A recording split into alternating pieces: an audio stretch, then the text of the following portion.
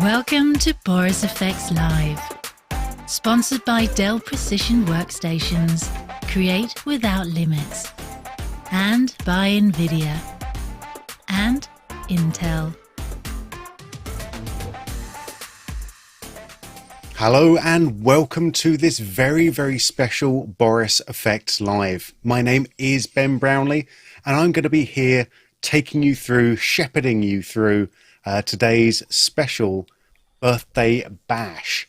Yep, it's been 1 year since we decided that maybe traveling around the world isn't for us anymore. Let's see what this live stream business is going to be about. And 52 short weeks later, here we are again. So to celebrate our 1 year birthday, we've tried to arrange presents, not for us, but for everyone here. So we've got lots of prizes to give away, lots of presenters coming up. And I think the first person I'm going to introduce is my good friend in Mission Control, Mr. Brian Fox. Ben, good to see you. Hello. Hello, good to see you too. Hello. Good to see you too. Happy birthday. We're here. Happy birthday. Happy birthday. It feels nice being a year old. It does. It's gone very quickly. We were there just crawling and now we're slowly starting to walk and talk. I love to tell this story. Everyone out there, Ben and I had plans to do our first ever live stream from the NAB trade show in Las Vegas a year ago. With no idea what we were doing. Not really a good computer, a loose plan, lots of advice from JP on the Mocha team, right, as to how to even do this. Yeah. Sketchy internet at best, right? So that would have been interesting. With a plan of looping together a few mobile phones to give us a sort of emergency upload. That would have been it would have been great. We didn't even know what we didn't know. Right? No. Yeah. And now at least we know what we don't know.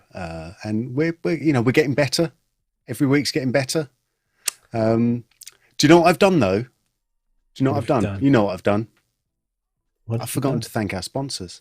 Oh yeah, people who actually help make this possible. Let's do it. Because we've been too busy trying to do grab bottomery. Yeah. How about we'll do this? Let's go through. Let's show people how they can enter. Let's do the chat. We'll do the sponsors, and then let's do all the prizes. Okay, that sounds like a good plan. That sounds like a professional's plan.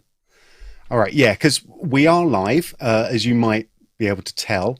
So one of the big things about being live is being able to join in the conversation, join in the chat. You do this in a couple of different ways. If you are watching on YouTube, then obviously we have the YouTube chat scrolling along next to this video here.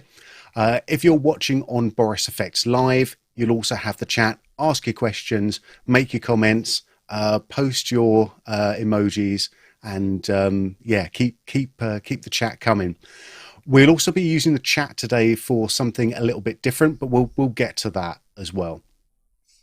One of the other reasons you want to go to Boris FX Live is because you're going to have a chance to win some of our prizes. Now, normally on these live streams, we give away some, nice prizes. Because it's our anniversary, we have had an absolute blowout. We've got over $20,000 worth of prize. I think it's over $23,000 worth of prizes. And you have to go to borisfxlive.com to win. So you just scroll down to the bottom of the page.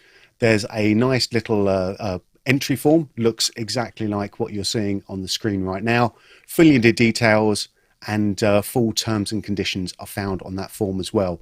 It would be nice if you hung around as well in the chat, because if you're not around in the chat, there are some prizes you're just not going to be able to win.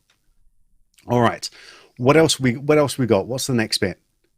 Our sponsors, of course. Yeah, so thanks very much to NVIDIA, Dell, and Intel. These are the people that help make our live streams happen at all. A big shout out, of course, to Dell Workstations. Dell Precision Workstations, the #1 workstation brand in the world, used very much by us folks at Boris FX. People are, I can see people are waving them around in the virtual internet space. So yep, that's great. We also have lots and lots of prizes from so many different people of being very generous and helped to sponsor our big prize giveaways as well. Do we have a list of these people by any chance? Look at this. We have Action VFX. Yeah, Action VFX produce a lot of stock stuff for action VFX action stock. So it's things like great. I don't know. It's really it's really difficult to kind of. I can hear Luke rolling over in his grave right now. I know. I feel really sorry because we're actually going to be doing something with them in a couple of weeks, and I have to look them in the eye and just go, Action VFX. They shoot stuff for Action VFX. No, if you want explosions and fire and smoke and blood and all crazy stuff that you wouldn't want to go out and shoot yourself because it's really tricky. They have a huge catalogue of stock elements for Action VFX, and they've got some new stuff coming very shortly as well, which we're going to be privy to in a couple of weeks.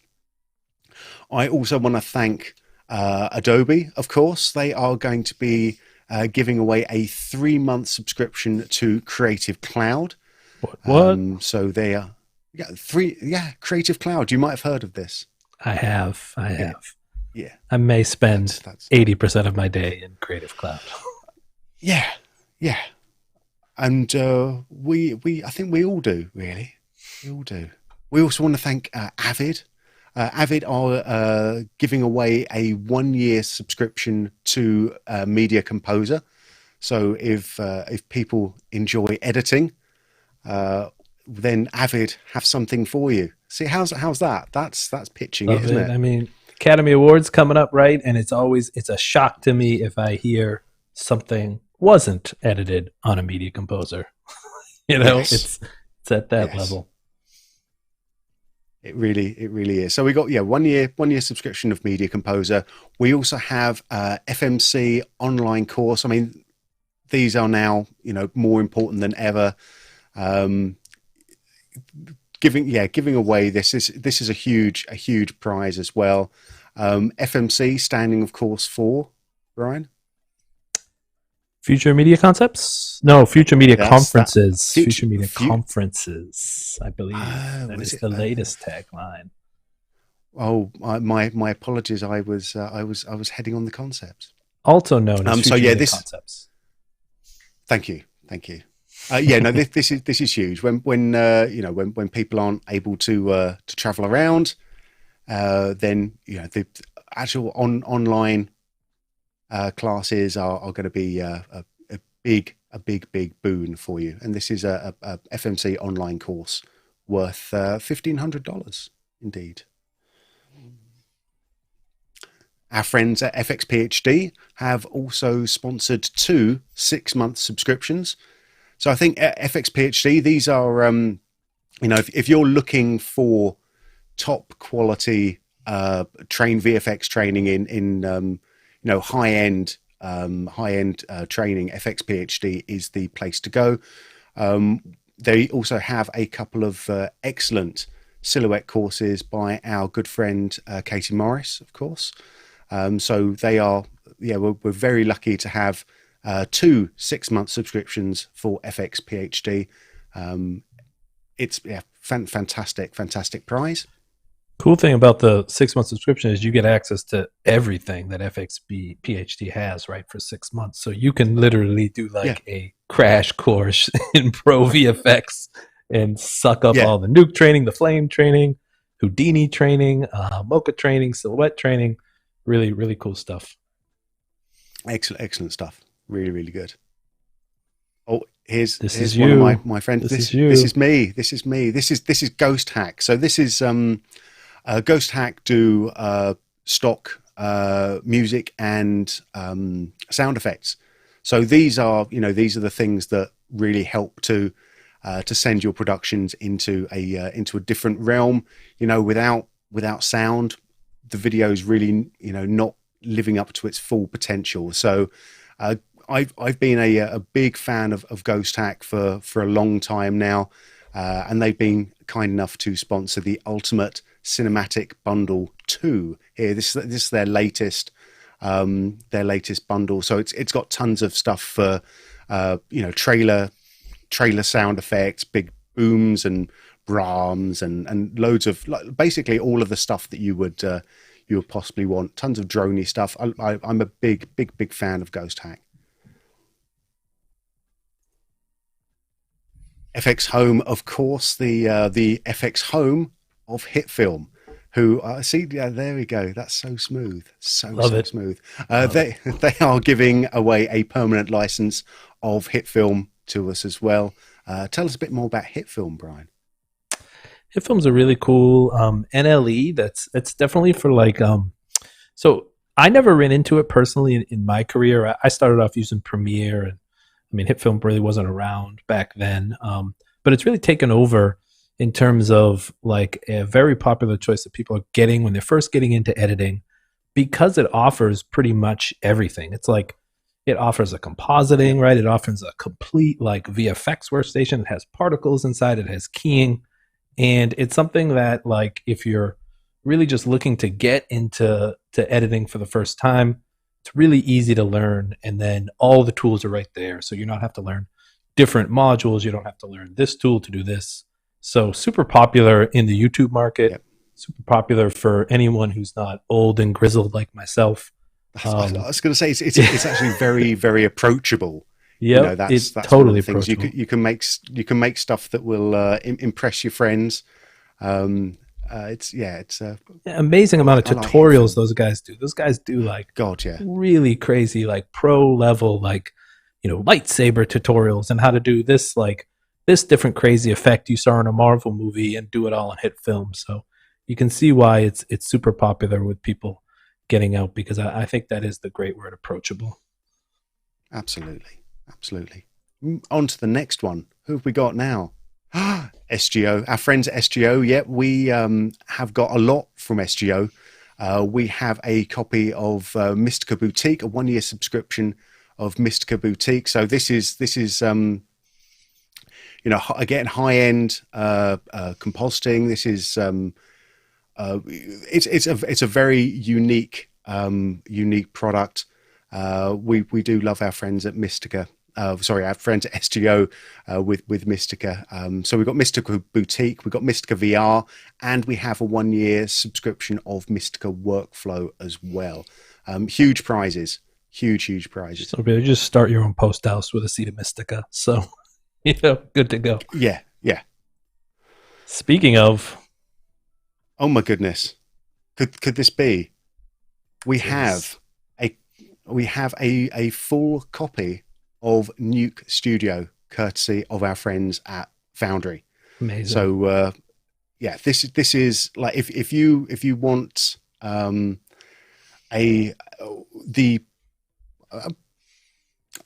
trying to find the words to say this. I'm actually very, very stumbling over my words, because this is how big this prize actually is. Nuke is the compositing app that you want to have a look at. We got a copy of Nuke Studio. This is a perpetual seat of Nuke, right? This is a perpetual seat of Nuke. It is. I mean, legit, I think $12,000 value, used in almost every major feature film for VFX compositing. Definitely not a something that is a low cost solution.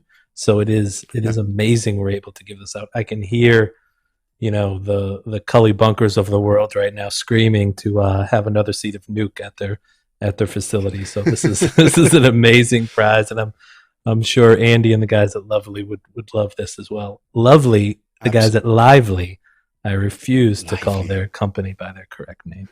But this is an amazing prize. Thank you to the Foundry. Amazing generosity. Absolutely. This might be a good time to while you're finding the next slide. It might be a good time to say, if you're enjoying this, hit the thumbs up button on YouTube as well. Not saying it's going to help your chances of winning, but it can't hurt. So we also have a class from School of Motion as well. This is again another huge prize training from School of Motion, who have shown themselves to be one of the premier training classes you can take now. Yeah, I mean, for anyone interested in getting into really trying to make a career out of motion graphics, definitely check out School of Motion. Right, they have like things called like an animation boot camp, where it's like really you're taking online courses, but then you have access to an instructor. You're getting real critical feedback that most people don't get that experience, right, unless they're sitting in the chair, kind of under the gun. So it's a great way to really find out, like, if you have the chops to do, professional motion graphics, and if you like it. So definitely check out School of Motion. Amazing courses. Joey and those guys do a great job. The next prize we have is a VIP pass to the Visual Storytelling Conference. Tell us the dates on that, please, Brian. Coming up in May 14th through the 17th. This is an online conference. You get a VIP pass, so definitely check it out. This is a great prize. Absolutely. One more. Last but not least.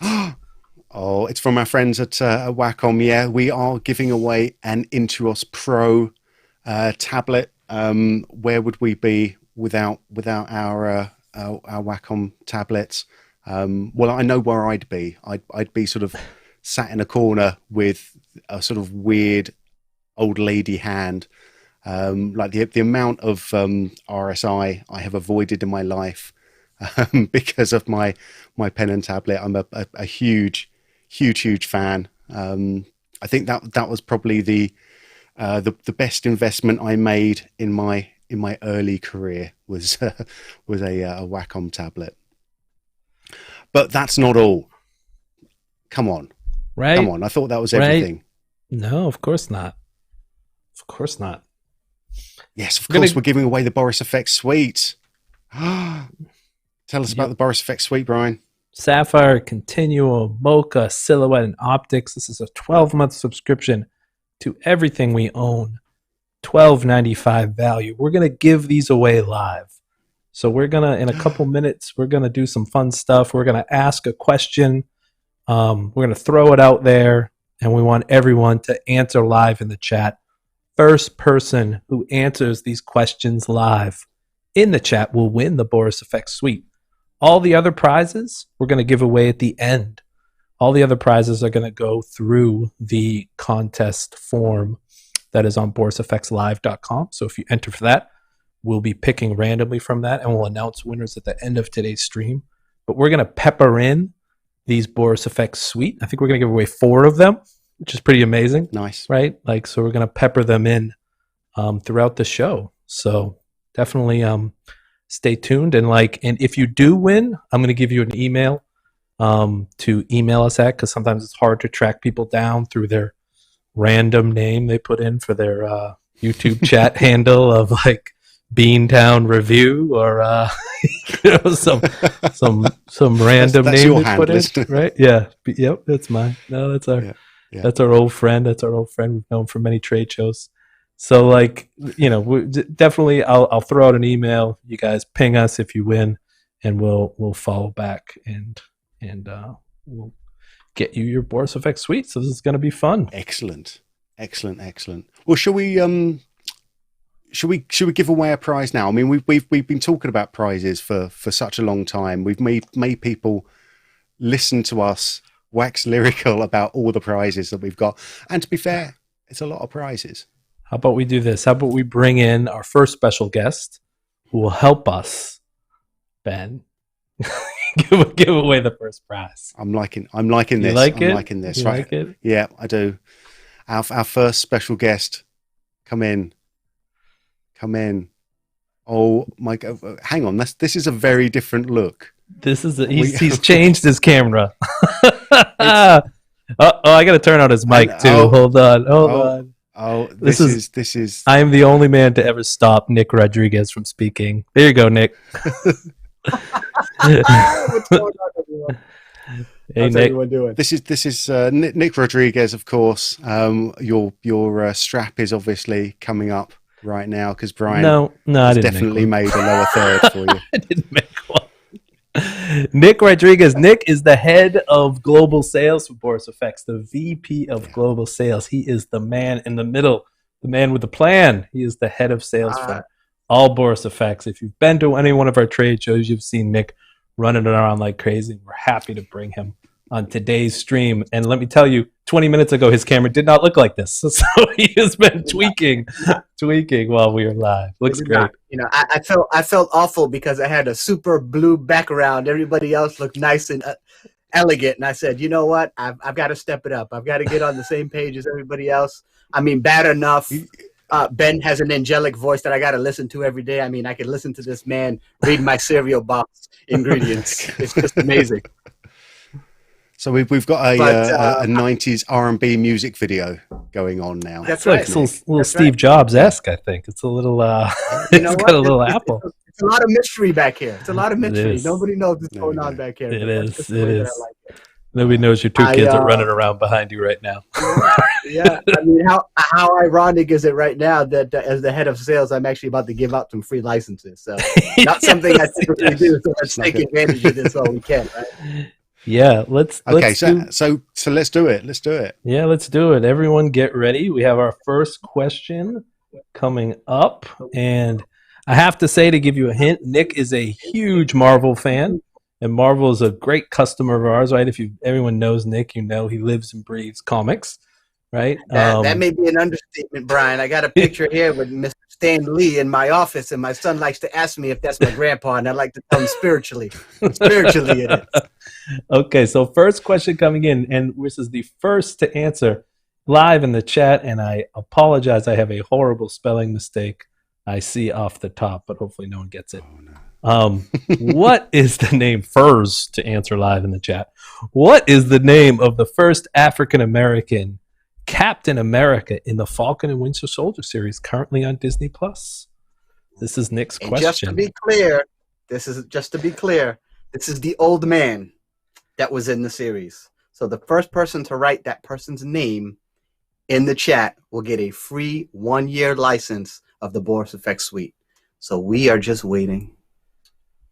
Amazing. So now this is when Brian brings on the fades on the music that he's got prepared because we're professionals and we have this sort of thing. I tried to fill cue him in with the the gaps. Jeopardy music, Ben, but he didn't get me. He didn't see what I was throwing down there. Well, See, you screwed me up, Ben. Hold on. Oh, here we go. We've got some answers rolling in now.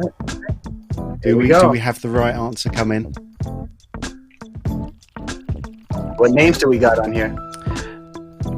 Nick should probably be. I'm seeing Tom F, Isaiah, Cameo. Isaiah what? Isaiah Breakidley. Isaiah Bradley. Isaiah Bradley. Isaiah Bradley it is. There it is. So Sean. Oh my Sean. my man. You get No. We have Tom F. Oh, Tom F got it? Oh, okay. Tom F was definitely the fastest there. Oh, I apologize. You know what? That was too fast, Tom F. Tom F. Yep. You know what? I'm gonna give one away both to Tom F and Sean because I feel bad. I screwed up. They both got to get one. We watched that one. All right, hold on. Let me bring down Ben's music here and come back to us. So congratulations. That was almost too easy. That was too easy. You guys got that. I thought it was going to be a little bit more difficult. You guys got that quick. But I guess we've got some pretty avid Marvel fans on here. Yeah, Tom F and Sean. Congratulations. Really cool. Congratulations. Well done. All right, Nick, before we let you go, you gotta, you're the head of sales. You gotta tell people about the sale going on. So yeah, we're super excited. We got a huge sale. Just about everything that you can buy that we offer. We're doing 50% on all new perpetual node lock licenses and 25% off everything else. One license per customer. So please, please, please get online and take advantage of that. We've had a lot of good activity and traffic within the last few days. And if you have any questions, feel free to contact sales@borisfx.com. And if you have any direct questions for me, feel free to email me at nick@borisfx.com. So at this point, I am going to have to go because now that Brian has just given away another free license, I'm going to have to go make that up somewhere. go make that up. You gotta go. You got work to do. It's a sale. What are you doing live on the internet? Live on the internet. Now we're just giving out more licenses than we wanted. But you know what? Congratulations to both of you guys, and I look forward to it. So if you have any questions, don't hesitate to reach out to me, and more importantly, stick around. You got an awesome live stream ahead of you with some great content, some great presenters, and some people here that I'm happy to go to war with. So, all right, everyone. Cool. All right. Thank you, Nick. Good job. Cheers, Nick. Thank you. See you soon. So one thing I have to say is Sean and Tom, info@borisfx.com. That is the place to email us at info@borisfx.com. Hit us up with an email and we'll get those licenses over to you. Absolutely. Okay. Great. Well, should we start the fun part? Obviously, giving away prizes isn't fun. Well, it's quite fun. But we've got an actual show to do today. So it's not just giving away free stuff. We're going to give you free knowledge as well. So, I mean, this is how we're going to do it. We've got a dream team here. So we have over to my left, I think, over that way. There. No, that way. No, that way. There we go. Mr. Ross Shane. Mr. Ross Shane, hello. Hello.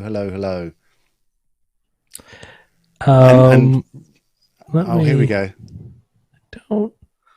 I'm not getting any audio from you, Ross. I do have you potted up. So all right, sorry about there that, you go. Brian. Yeah, sorry about that. You missed my Brady Bunch joke, which I like to do when we see the grids and we get to wave to each other. But yeah, great to see you guys. Have lots of stuff to show today. So, and also just want to say to everyone, I hope everyone's staying safe, and thanks for tuning in with us over this past year. Definitely. Thank you very much, Ross. Yeah. Well, down. Let's go down. This way. This is Mr. John Dickinson. Hello, John. Hello, everyone. I'll say good morning. It's very early here in Sydney. It's very wide awake, John Dickinson. It's 4:27 a.m. It's just a normal day for me. You love it. Thank you, John, for getting up so early for us. Thank you. Yeah. Of course. And filling out our dream team is Miss Mary Poplin. I'm going to point in the wrong direction. There we go. Hello, Mary Poplin. Hi, y'all. How are you doing? Everybody doing good out there? Very, very well. Doing very well. Yes. Wonderful. Doing very well. And everyone out there in internet land seems to be doing well as well. I'm so glad. Well, we've got some Mocha stuff to show you as part of this wonderful presentation. Let's talk about what we're going to do, right? Let's talk about it. Yeah. Let me kick it off a little bit and just say, so we were trying to think of we wanted to do something for this stream that focused on the Boris FX Suite. We talk about it a lot. We get a lot of questions about the Boris FX Suite. So we wanted to try and create something that really used all our tools internally and try and create something, almost in a real world professional workflow, like how the Boris FX Suite would be used at a facility or a station or a house or any one of our customers, right? And like everybody out there, we haven't been traveling, right? We've been stuck in our homes, and travel's a big part of our job. Like Ben's in Denmark, Ross is in New York, Mary's in LA, John's in Australia. Like I never get to see these friends usually unless we travel and go to work events. So that's been a big shift for the past year. Doing no travel. And at the same time, we just sit and drool at some of these beautiful travel videos we see people putting out on the internet and on Vimeo and on YouTube. We're all big fans of travel vlogs, and almost like, what else can we do except, watch, and kind of check out some of these beautiful work that's been done. Like one of our friends, Angus Emerson, does an amazing job. Check out Angus Emerson on Instagram for some of his travel videos. So long-winded way of saying we wanted to create a travel vlog sizzle, like some sort of travel log opener, right, that we could do, because basically, so we're not all traveling. So let me play what we came up with, right? And what we're going to do is kind of break down how we created this. So if I could find it. It's that button right there. There we go. There's the button. There we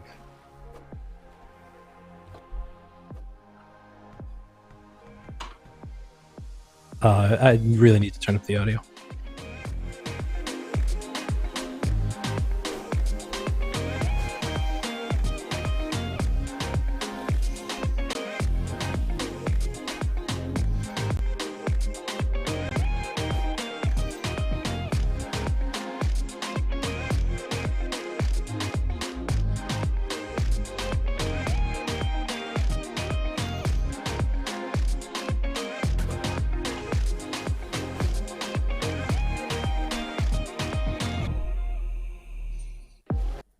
All right.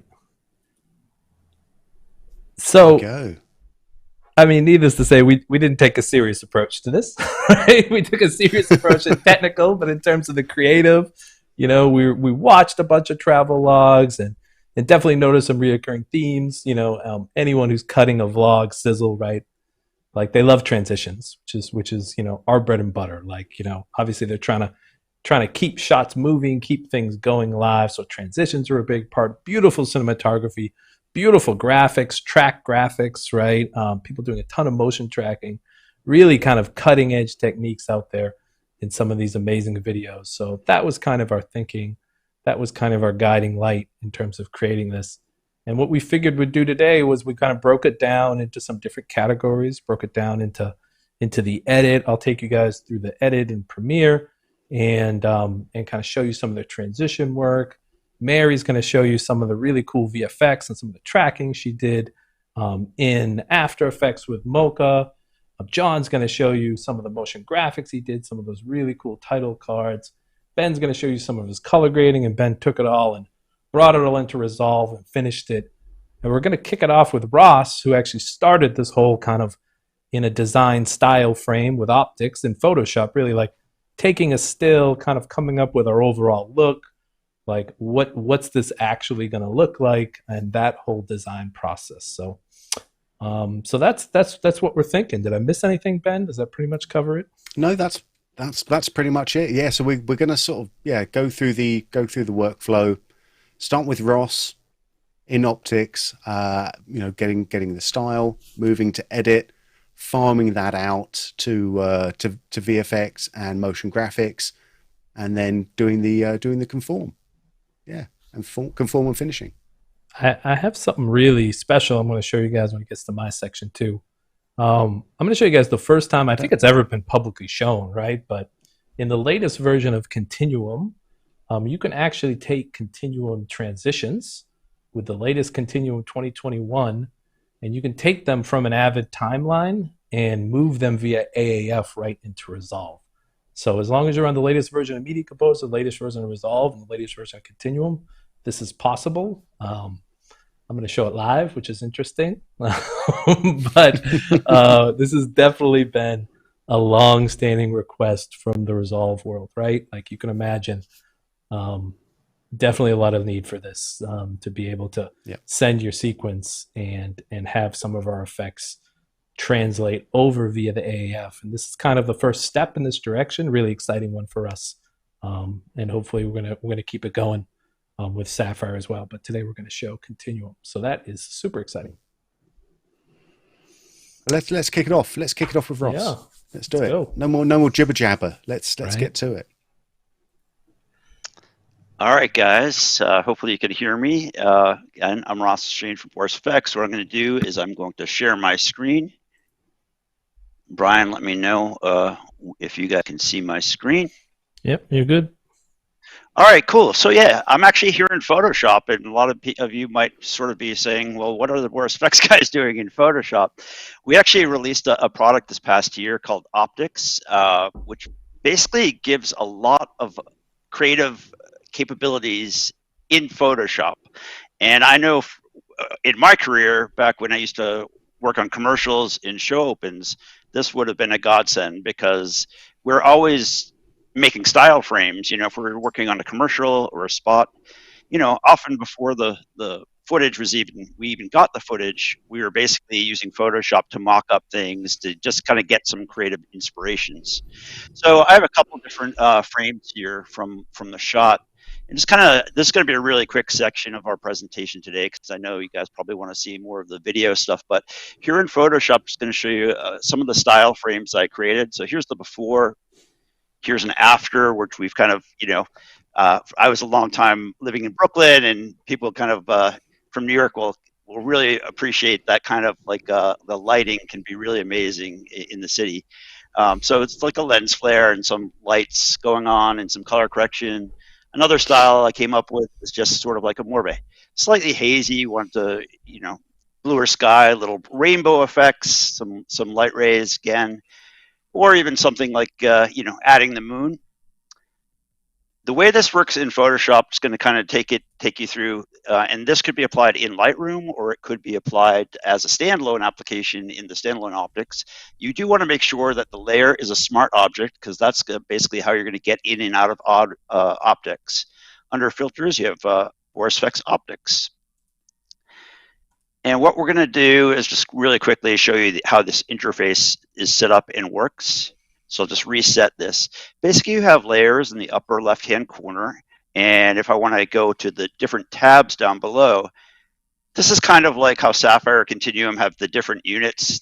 Optics basically has our own folders of different kinds of filters. So for example, black and white, or if I go to the color correction, a lot of people will really like this. I do have a kind of classic three-wheel style color corrector, midtones, and highlights. Of course, you also have presets, which are great in optics, and you'll find lots of color grades that actually are coming from feature films. So, you know, here's like the ET color grade. Here's Gone with the Wind color grade, but let's just reset this here. In our parameters, we can also obviously do tons of different kinds of color grades. And if I go to diffusion and blurs, we can start building up effects. And you'll see that the effects actually, some of these say S. So we actually have Sapphire filters inside of optics, which is really great, especially those of you who use Sapphire for design. So if you like what you're doing, you just exit out and you're right back into Photoshop, and you have that optics filter as your saved preset. So again, you know, I just kind of use this this tool to kind of just get some quick looks, inspirations, because I can really stack up tons of effects much quicker than if I was, you know, using like a color grading system. Let's go over to style frame 2, and here I can kind of maybe open it up and show you a little bit more cool things about the way the software works. Again, this is our original. This is one look, which I think was the one we ended up going with, which is kind of basically dark. We wanted to bring out the character in the foreground and kind of change the darkness, add some lights. Another look that I played with though was kind of going for like a more of a smoky, misty look, or even another look is a much more dreamy look. And it's just really fun to have all the filters that you used to in Sapphire and Continuum or in a color grading system. To have that in Photoshop is just really, really cool. So I'll walk you through how we created this one.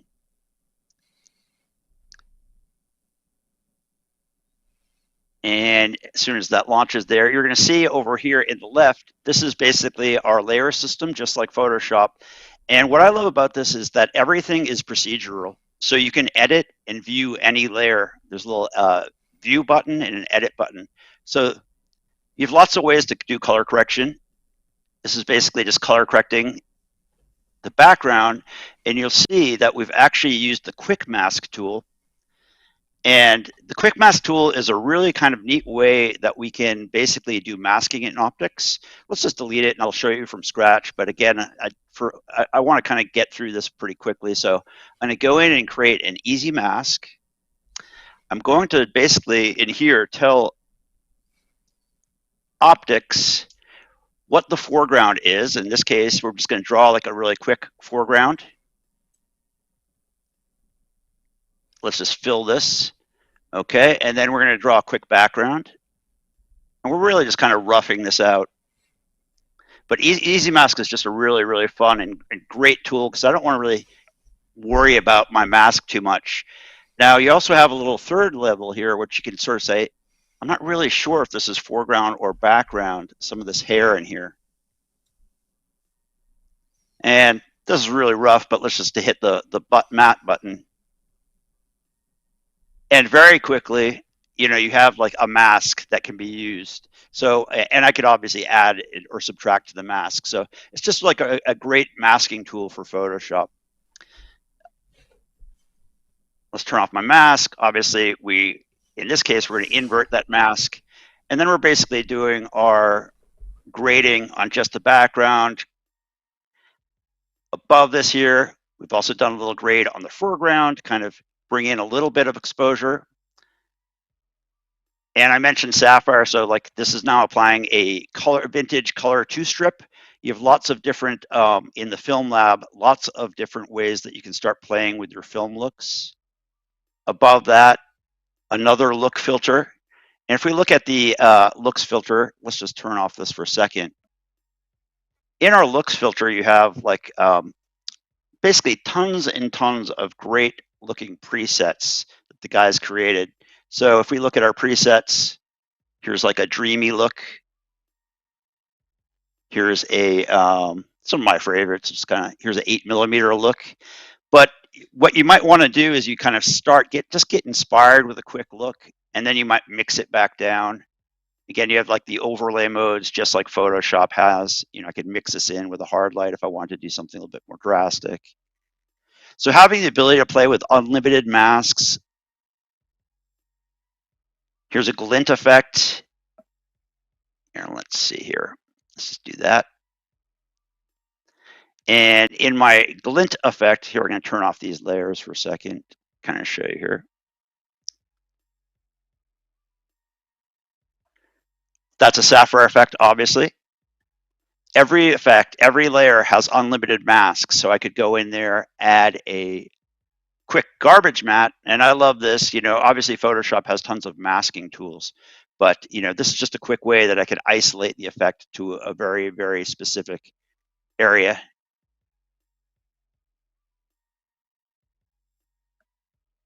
So very, very quickly, you know, we can sort of like iterate and make a nice look. You can sort of see the before after, that kind of thing. Really, I'm just barely even scratching the surface of optics. It has 160 different filters. Under lights, you have lots of great Sapphire effects right here now available to you in Photoshop. So it's really fun to play with. And again, I wish I had this tool many years ago when I was working, doing style frames with agencies. Just quit out of here and you're right back into Photoshop. So boom, boom, you have like lots of different ways to create different looks. Here, this last shot I'll show you. Here's the original. And I think what we ended up, here's one look, which is sort of like a washed out look. And then we ended up sort of going with something more like this, which again, if I go into optics, kind of like built very much in the same manner with kind of stacking up layers and a combination of layers and masks. So if I sort of step through the layers, I have like an enhancing effect just to bring out the greens. I have a little gradient effect just to bring out a little blues. Again, with the quick mask, we're able to pull a mask on the foreground element, use that a couple times just by duplicating the mask. In fact, you could just take a mask and like move it and it duplicate it like that, which is kind of a neat thing. So we blurred here just with the combination of our foreground mask and the spot mask to do a little bit of blur on the background there. Just because I want to kind of take the focus away from the tempo a little bit and put it on the character himself. But very quickly, we can sort of stack up a really complex, if I was doing this in a color grading system, I certainly could be doing this, but it's just so fast. I have multiple layers all stacked up in here in Photoshop. I could save this as a preset or as a setup and save this and share it with another user. The very last thing I want to show you guys, which a lot of people have checked out optics in Photoshop, they've been really psyched about it, but they've asked a common question is they've asked, can you use optics just as an effects generator? Meaning, here I have a product shot, and what we can do is actually, instead of doing all the comping like I just showed you inside of optics, we could do the comping inside of in Photoshop, but I still want to use, essentially I want to use Sapphire or optics filters just for like the generator filters, like the lens flares. So for example, what we want to do, and I'll reset this and kind of show you if anyone's used optics before, this will kind of answer the question really quickly. Let's just reset this up in the upper left, or reset it so we're kind of back to scratch. Like say I wanted to add our friend the lens flare, which I'm sure we'll be talking about more in here as we go through. And you guys know that Sapphire has some really amazing lens flares, and we've been updating them a lot over the years. In fact, Ben showed me some really cool new presets that he's been working on that are going to be shipping in the next version of Sapphire. But say I like this lens flare, and I don't want to comp here in Photoshop. I just want to use this element. Quick tip for you guys. I'm going to just basically add a new layer. I'm going to go to my color tab. I'm going to put in a black color there, throw it underneath my lens flare, and now I have the ability I have this as an element all on its own. Obviously I could add more and more effects, but let's just exit here and save this. And now you basically back in Photoshop, we will be able to comp this. Let's just change this layer. Yeah, this is already set to a screen layer. So now I can just basically comp this just like I would in optics and use optics as an element generator. So hopefully that was not too fast for you guys, but that was just a real quick intro to optics. And I think it's really fun to think about how you could use this in context of style frames and just, quickly being creative before you even start the whole edit or finishing process. Really cool, Ross. Really cool. That's great, Ross. Yeah. I'll go for it, Brian. No. I was just going to say it's great stuff. Obviously, it warms my heart to see Sapphire in Photoshop from someone who has hacked it for years, right? Someone who's like been churning out of After Effects and bumping out high-res PNGs and comping them back in to have Sapphire right in there and all of those optics tools. It's almost like a kid in a candy shop with all those different filters. Really cool place to start. Look for inspiration, right? That's how I use it a lot. Yeah, I think that the power of optics is the presets too. Just like thousands of creative presets. You have a shot, you're really not sure where you want to go with it. Just play with the presets. That will really inspire you and get you going. It's almost too easy to get sort of lost in the sauce as well, isn't it? Because there's so many different directions you can go. That it's the agony of choice. But because I like using optics for doing the same sort of thing, just trying to find a style. And one of the things that I like about it the most is that because I'm working on a still frame, especially coming from like video where you're having to look and make tweaks on a sort of a longer sequence. If things aren't going the way you want to in optics, it's a lot easier to sort of cut your losses and just go, well, actually that style didn't work. Let's start with a fresh canvas and try another experiment. And you can kind of reuse masks and things. It's it's so that sort of time isn't wasted. I think that's something that stands out for me anyway. Yeah, and then in fact you could even obviously before going to, like, if you're collaborating with a 3D artist who's working in Cinema 4D or something, that could be a time consuming process to start, really getting creative. But with optics, you can sort of like almost generate lots of elements to simulate or kind of show if you're working with an agency or creative director, you can basically mock up and almost use optics as this sort of like storyboard generator, just create temp elements. So it's really fun stuff. Cool. Well, now that we have Ross here, I think we should do another giveaway. Right? Do we have an order, Brian, that you have, or because I actually have one of the prizes right here in my office? Well, this is going to be a sweet prize. Oh, okay. Yeah, okay. But it is related. You mean Boris FX Suite and a sweet prize? Is that what you mean? The prize is sweet. Check, but it's please. also the Check, Boris please. FX Suite. Right. Stream end. You can't escape. You can't escape. Let's do this because this is definitely something that's related to our friends Ross and Mary that come from the Imagineer team. But Ross wanted to read this live. I will put up. So here comes the next question. Everyone get ready. First in the chat, we'll get the Boris FX Suite. And here we go.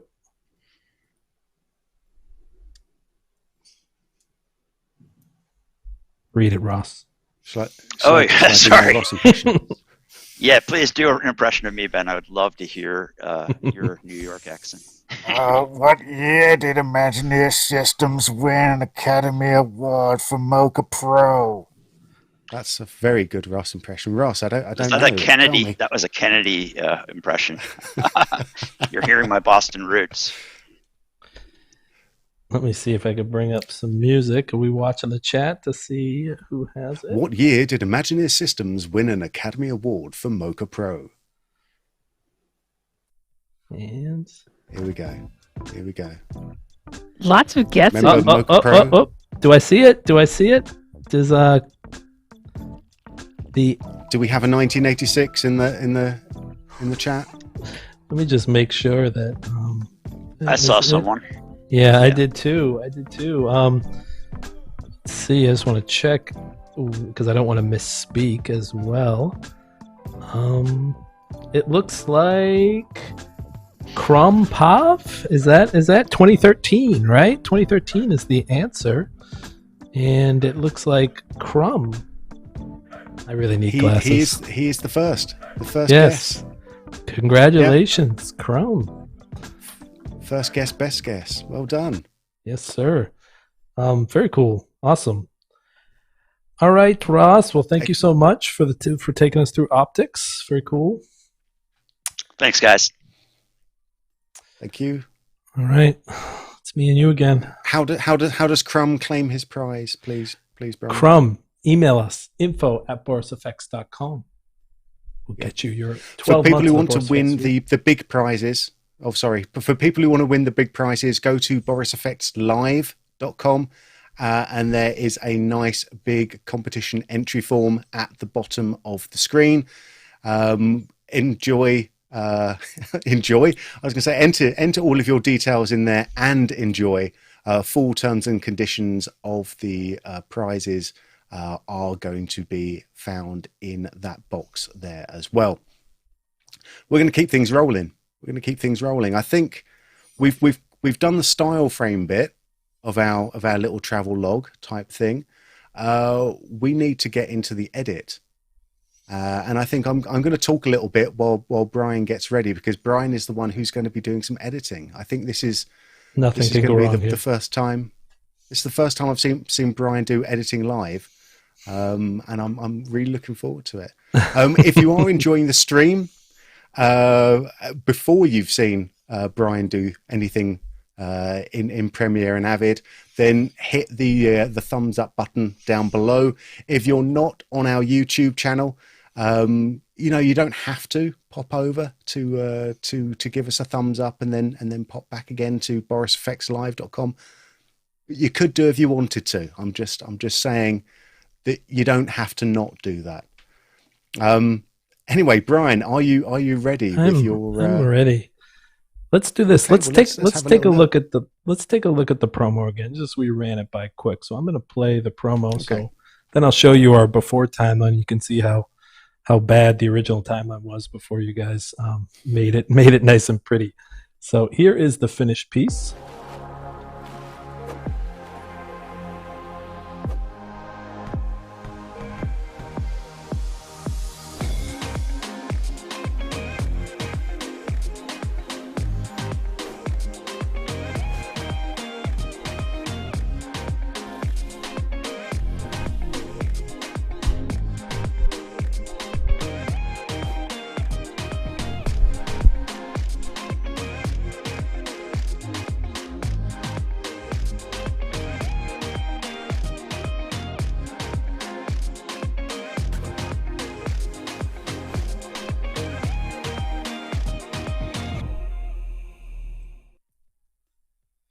All right.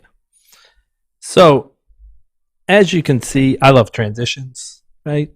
I'm a former editor in another life. You know, I cut on Media Composer, I cut on Premiere, I cut on Final Cut 7, and I've always kind of been, or like kind of lived in the, 30-second to 2-minute world, really doing like sizzle cuts and trailers and high energy pieces, and anything over 2 minutes just scares the bejesus out of me, which is why I still haven't finished Nick's wedding video, because it's way too long and I can't handle it.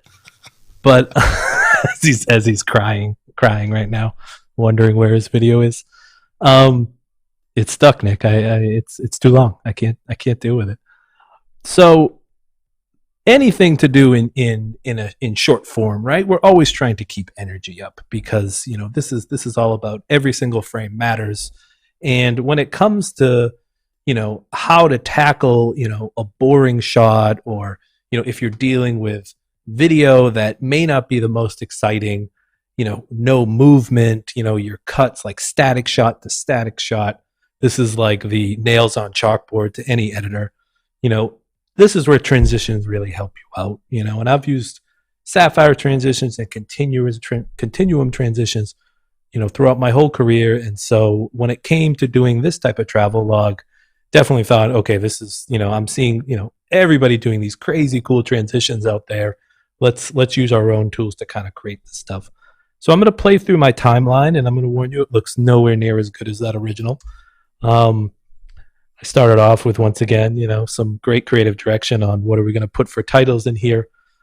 Using some Sapphire transitions in there, using some different mix of continuum transitions, trying to just like keep it going, keep the energy up, and kind of keep interest. You never not want someone to kind of get bored and fall asleep in your edit and start, just thinking about something else.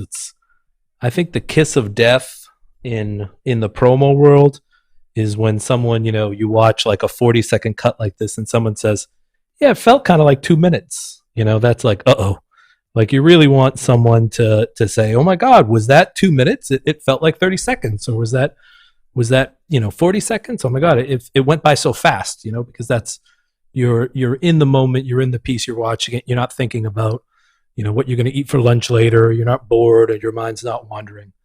And so a way to kind of do that is obviously through transitions. And a common question we get asked all the time is like, okay, we know Sapphire has great transitions. We know, Continuum has great transitions. Which one should I get? And my answer is get them both. No, I'm just kidding. I mean, that really is my answer. But the answer I always like to give people is like, both Sapphire and Continuum have, amazing transition packages, and you're pretty much good to go with either one. But they're completely different. There were products with long histories, and there's some things I absolutely love about Continuum. There's some things I absolutely love about Sapphire. But the one thing I love about them both is that these are real professional transitions. And what I mean by that is, if I jump in to any of these transitions, you'll see that these are effects, with inside Premiere, same thing with inside Avid or Vegas or any other NLE. These aren't like pre-built, sequences. These aren't like, someone else's keyframed effects. These are live transitions. You drag them on a cut just like a dissolve. And what I love about both of them is they come with a huge amount of presets. Because as we all know, like transitions, can definitely, if used wrong, come off as cheesy or come off as dated.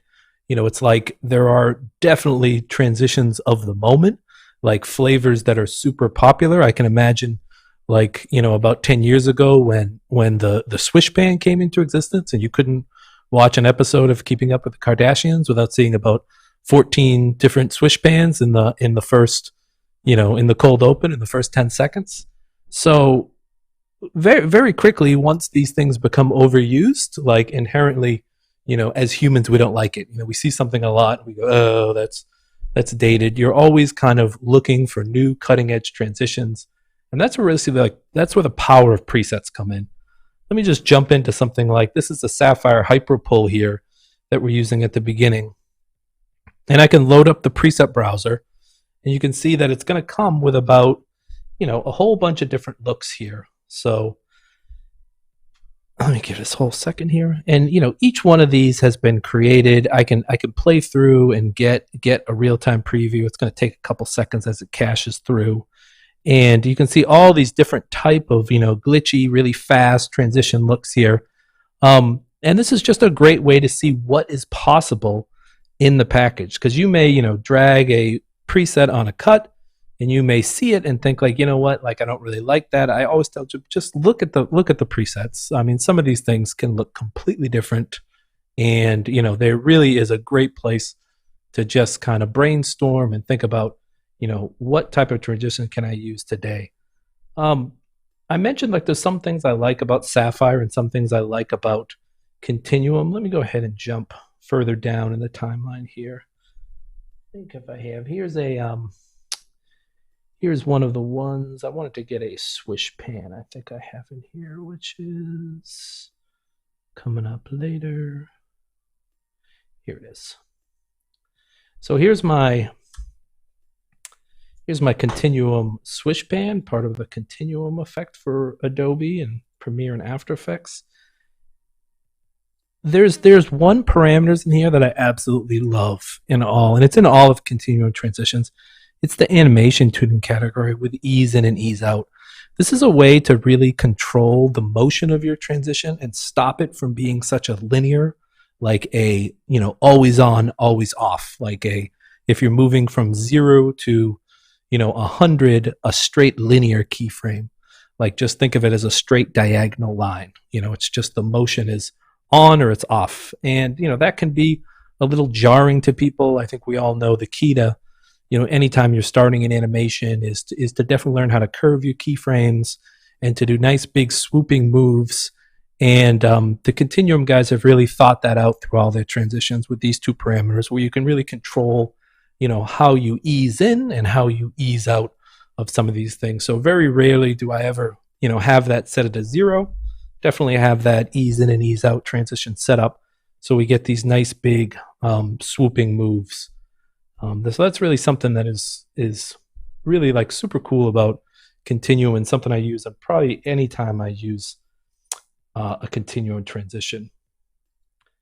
Now, the one thing I love about Sapphire transitions, if you've heard me give any of these demos before, you've heard in my presentations, I absolutely love the Sapphire Builder.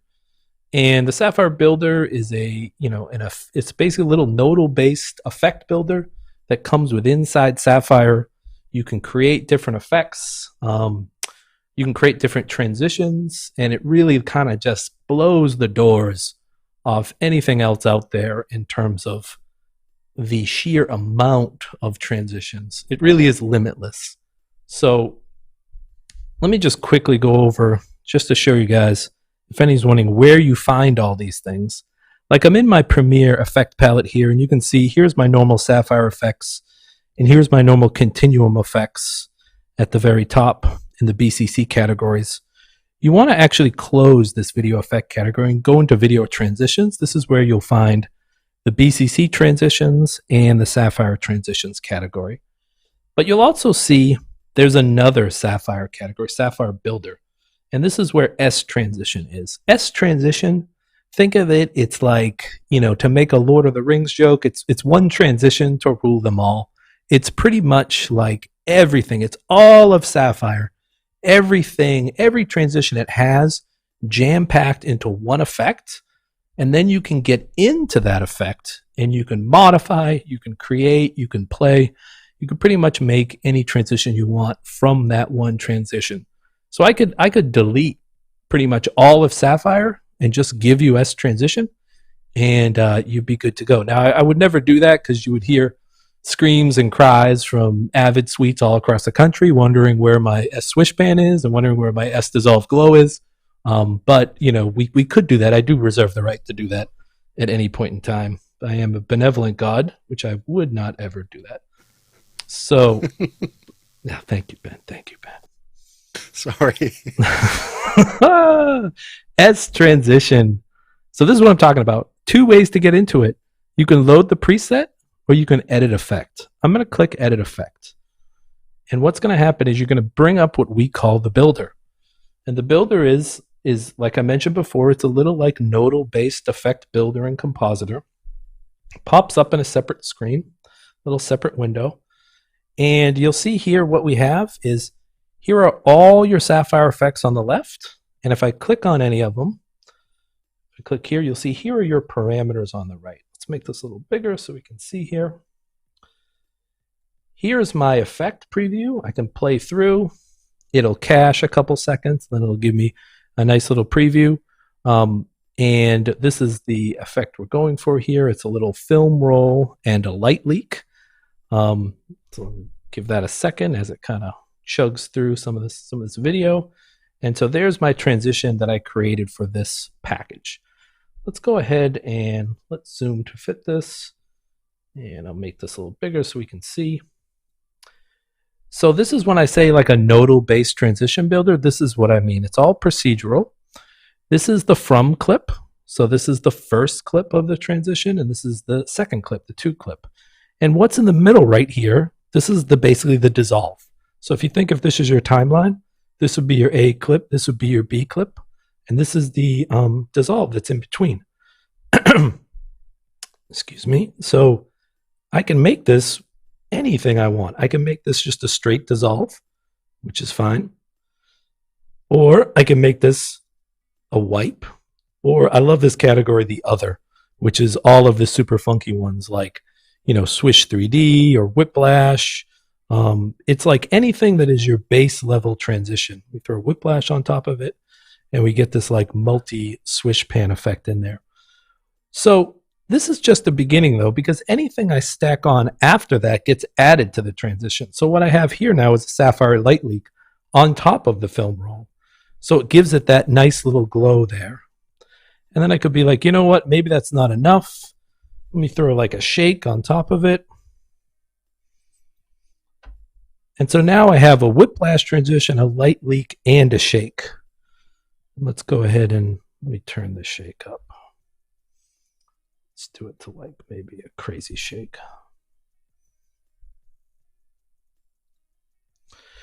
So you see that little shake in there, that little movement up and down. So we could pretty much play and add anything we want to here at any point in time. We could be like, you know what, I don't like that.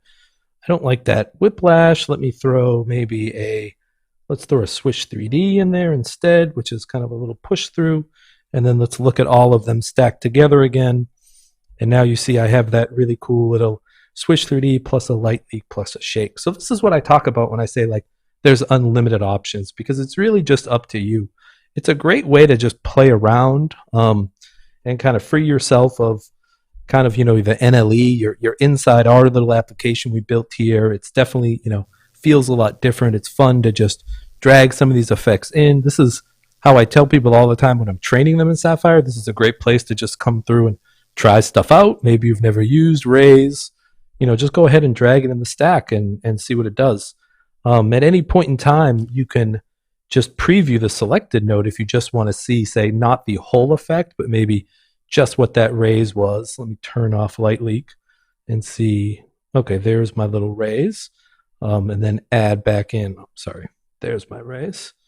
And let's go ahead and Let's put those up a little bit. The other thing, if Can you I guys ask are a little noticing, question though, Brian, before you move on. Just when can you pop back onto the shake node for a second? Mm-hmm. There you go. Now, what's happening there is that it doesn't seem to be shaking right from the very start. Yeah, correct, right? So what's really different and what's makes this tool different than its like sister effect, which is S effect, is that the key to transitions is we always want to start at a 0 state, right? So we want to like start the effect on clean video. We never want to start already affecting, because that's going to be a jump, right? You're all of a sudden going to see, clean video, and all of a sudden it's going to start shaking. So every single one of the effects has, animation pre-built inside here. So that's what I'm showing you here. There's a nice little curve, and you could see we're starting at a 0. We're going up to a 3 and back down, because that's just as important as starting at a 0 state is ending at a 0 state, because we want to do a clean kind of transition back into our clip, right? So it's like if you think about how a dissolve works, right? You don't want to start the dissolve at 50% and just it's going to look like a glitch, a mistake, and you're going to get yelled at, which is the whole goal of any editor, is to not get yelled at. So this is what really is cool about the Sapphire Transition Builder, that it totally like has all of this stuff kind of pre-thought out for you, and you don't have to worry about that stuff. And we can even get in here, and suppose we don't like that. That's a little bit too harsh a curve, like I mentioned earlier. You can do a nice smooth in, and then let's do the mid time. You can change the timings of these. So maybe it, starts a little later or peaks a little later, and get that nice little slow out as well too. So you can really just get in here and mess with all these things and really kind of just go completely hog wild with transitions. I mean, it really is like so fun to get in here and play with all the different parameters. You can leave yourself notes in here, as you can see, so you can create little sticky notes. If you're looking to pass these transitions off to somebody else, which I'll show you guys in a second when we move these transitions over to Resolve. So you can leave little notes for yourself, and you can really kind of, use this as almost like, I just think of this as like an Uber transition tool. And it's pretty hard once you start to work this way to kind of go back to just using, because it's like this is basically everything Sapphire has to offer in one place. So to go back to just, Dissolve Glow seems very limited. I'm always wanting to, like, when I use Dissolve Glow just on its own, I'm thinking, it'd be great to just add in a little bit of shake or add in a little bit of lens distortion or some chromatic aberration into this, and that's all super possible with the builder. But all of this is great, right? This is all awesome. If you have time to sit here and, as an editor, to go ahead and build tons of transitions, like more power to you. I would love to meet that editor. I've yet to meet that editor. Most editors are under insane deadlines and, like pretty much working nonstop, and, they really don't have time to sit here and kind of, the luxury that we have to play with these tools and to create all these amazing, transitions from scratch for every job. And that's really where presets come in, right? So like the other part of this tool, the really fun part, is the whole notion of presets. So if I just go ahead and click load at the top, you're going to bring up the S Transition preset browser.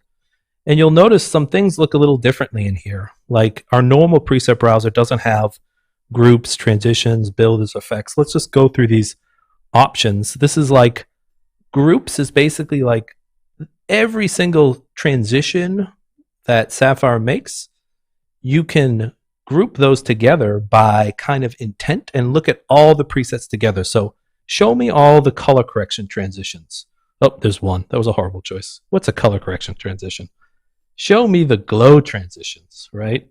This is like, now we're getting into a ton. These are all different glow transitions. You got things like light leaks and film rolls, free lens, one of Ben's favorite effects, right?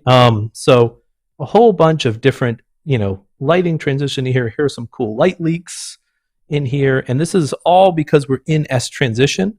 And S Transition basically is all of Sapphire in one effect. So we can look at all of the different types of ways that, all of these different, I think there's over 3,000 Sapphire presets, but we can group them, by intent now. So we can say, show me all the glitchy transitions, show me all the blur transitions, super popular, all the different vertical blurs and horizontal blurs and swish pans and film rolls. These all come in the blur categories as well. So this is a fun way to just kind of, if you think about doing it the old school way, you have to drag on each effect and then look at its presets and then drag on another effect. This is just a lot faster to come in here and just use the S transition to kind of look at all the different transitions. Really love this stuff.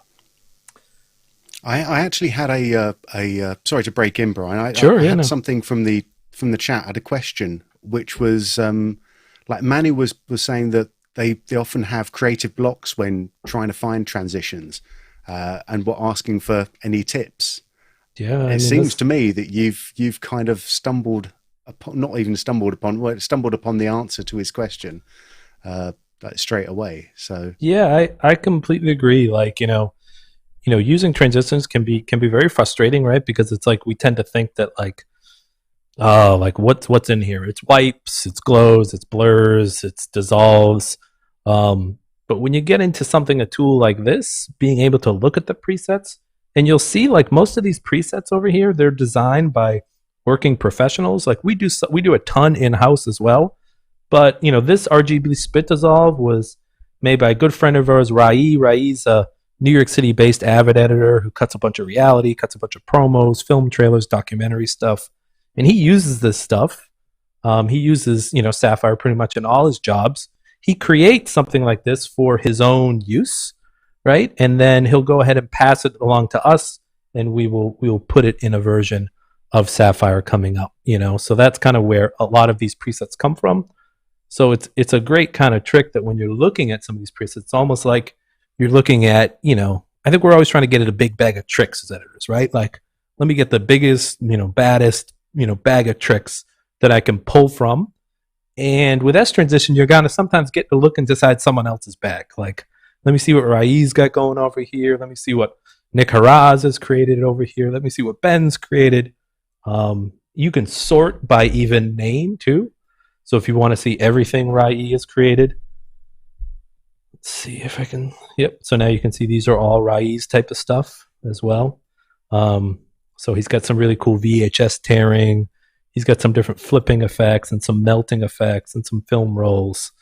And of course the classic flashback transition, which we all know and love. There's no other way to denote time in a film than to do the wavy flashback transition from the 60s and 70s. So that's really groups and transitions. Transitions, this is just each individual transitions group. So you can see all of Dissolve Blur's presets if you kind of remember that there is one transition. You don't know the name of it, but you know it's a Dissolve Blur. You can get into the transitions as well. You can get into that category. But here comes my favorite one, which is Builder Effects. So Builder Effects, these are all basically, I think there's 81 in here right now. It grows with every release of Sapphire. These are pre-done. These are pre-done S transitions. Done by, like I said, the same deal, done by a lot of outside editors and artists.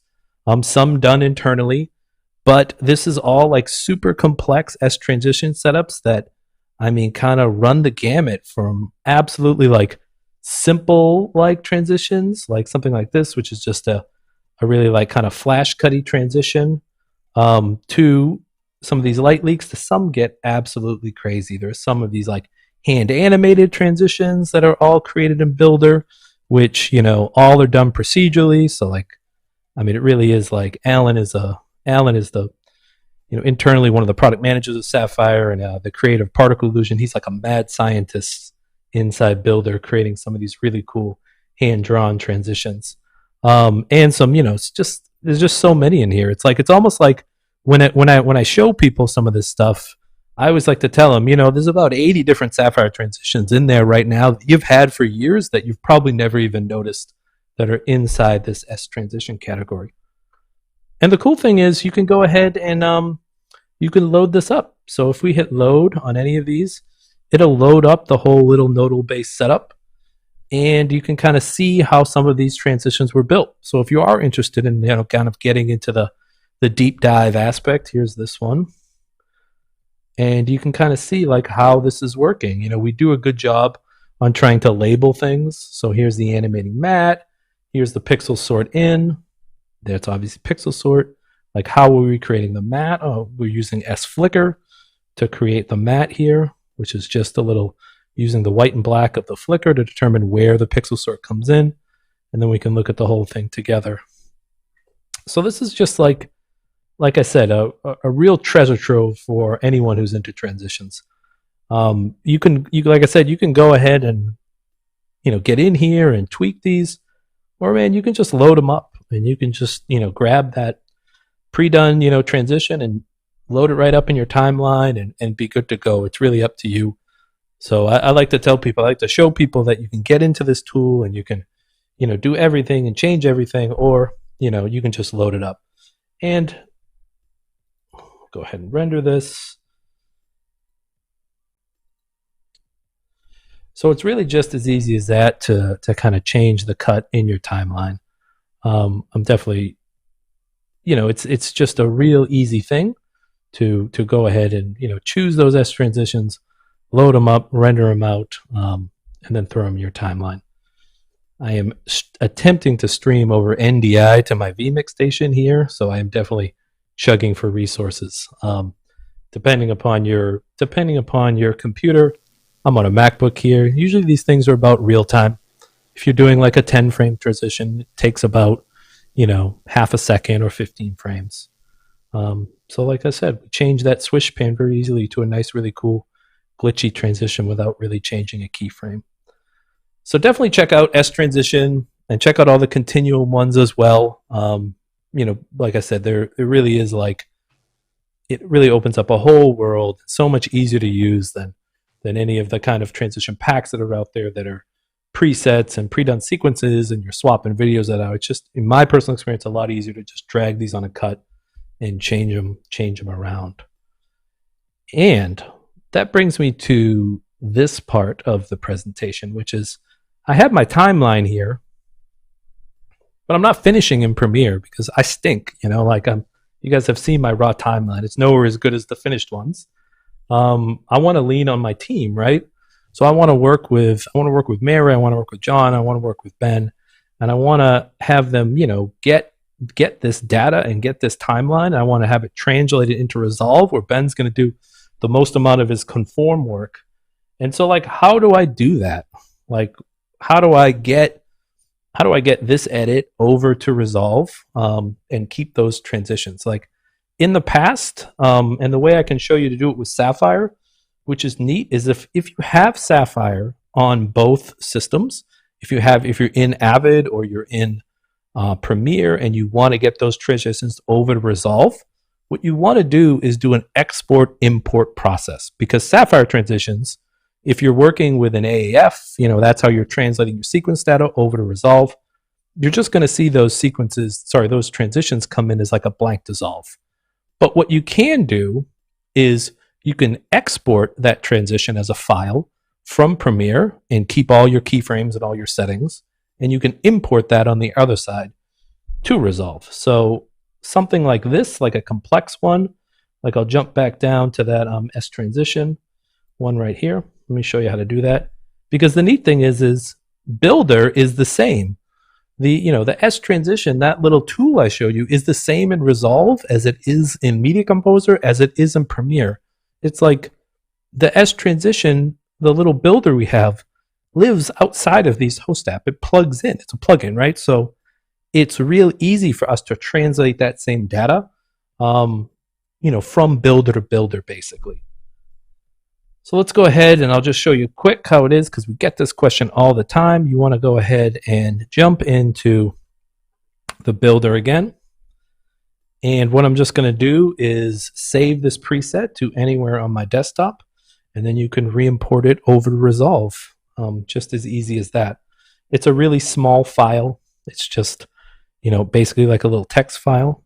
So if you just go ahead and you want to hit Save S Transition As, you can put in a little name. You can put in a Author. Ooh, look who created this beautiful transition that I instantly gravitated to. I definitely love my own work. So all you have to do now is click export. And it's going to ask you, where you want to export it. You can do a folder. You can, I've seen a lot of people do some stuff where they'll say like glitch, transition, and then put a time code in, or put, number 3, number 4, whatever. All you have to do is just save that, basically anywhere on a network drive. You can email it. You can do whatever you want. And then on the other side, if you're now loaded up as transition in Resolve and you've loaded it in, you just hit load. Right? And then you just import on this side. Just go ahead and file import preset. It's going to ask you where you want that. You can go ahead and click it, and then boom, you've just brought that transition over into Resolve straight from Premiere. That's great and all, right? And that's kind of like the way things exist right now. As of 2021, that's the answer. When we constantly get the question, people are like, how do I translate some? I mean, I have a reality show. It's a 45-minute cut. There's 127 continuum transitions in there. How do I not have to rebuild that all in Resolve? If it's with Sapphire currently, that's the answer I just showed you. It's an import-export process. But Continuum has made some kind of leaps and bounds in terms of functionality in the last release. So I'm going to jump into Avid, because this workflow currently is only supported in Avid to Resolve. We hope to bring it to Premiere pretty soon. Go ahead and hold on one second. There we go. So this is currently only works from Media Composer to Resolve. But like I said, we hope to bring it to Premiere to Resolve. We hope to bring it everywhere. And we 100% are looking very quickly to add the same kind of functionality to Sapphire as well. So, definitely we're hoping sometime in the near future to say, all Boris FX transitions pretty much can travel along an AAF, because that's really the goal, right? You really want to do this as quickly as possible. You don't want to have to spend time. Sometimes, if you're sitting with a colorist in Resolve, that can be your most expensive line item. You don't want that person tied up recreating all your transitions. So here I have a very simple timeline with a bunch of continuum transitions kind of laid out. And what I'm going to do is I'm going to export to file. This is how you export an AAF out, which is the way to get your timeline across. Let me create a new, we'll call this B-Day Xcode folder, right? I'm going to check my options. For this, I'm going to make sure I'm going to retranscode all the video to DNX. Just, it's only a couple clips, but, you can link them and you can do your normal AAF workflow. Make sure this is all good. Then I'm going to hit save, right? And it's going to create that new media, and it's going to create a little AAF for me. I'm going to hop over to Resolve, and I'm going to import that timeline. So I have a timeline set up here, and I'm going to do the whole import AAF to current timeline. Let's go ahead and go to my desktop. Here's my birthday. Let me grab the AAF. I'm going to hit OK with the settings, check my settings, make sure everything's good. I'm going to hit OK. And so I have my timeline now. And the first thing you'll notice is there's my continuum transitions. So there's my BCC cross zoom dissolve with all the same parameters, right? So that's pretty cool. I mean, that's the first time that, as far as I know, anyone's been able to do this, like to have those transitions automatically go across via AAF. So it's really, really cool. It's right? really, really cool. I think like some of it is also the hosts have to sort of figure out how to translate those as well, because they need to be writing out the effects and the other one needs to be reading it properly. And it's great to see that with between Avid and Resolve now. I mean, the great thing is everybody's on the same page, which is rare, right? It's like you can talk to any of the nice folks at Adobe, you talk to anyone at Avid or Resolve or any editor or finishing artist, and everyone's in the same opinion of like, we have to get a way to be able to send your sequence over and have effects translate. Not just effects, there's so many other things, right? Like time effects, keyframes. And that's a big task because, you're definitely translating, in my limited, mind, I always think of it like, French to English. It's really completely different math to completely different math. And that can get definitely very tricky. But, Boris and the Boris FX team have a long history of doing this, of translating continuum effects. I believe I'm totally going to misspeak, but I believe it was from FCP7 to After Effects, a way to do that early on. And so they have kind of a long history and realized they could do this pretty quickly. And they've obviously done it now, just to be able to, like I said, go right from a media composer timeline into Resolve, have those transitions work, have them be exactly the same. The big thing we hear all the time is like, sure, I'm recreating them in Resolve, but don't you understand that this cut was approved?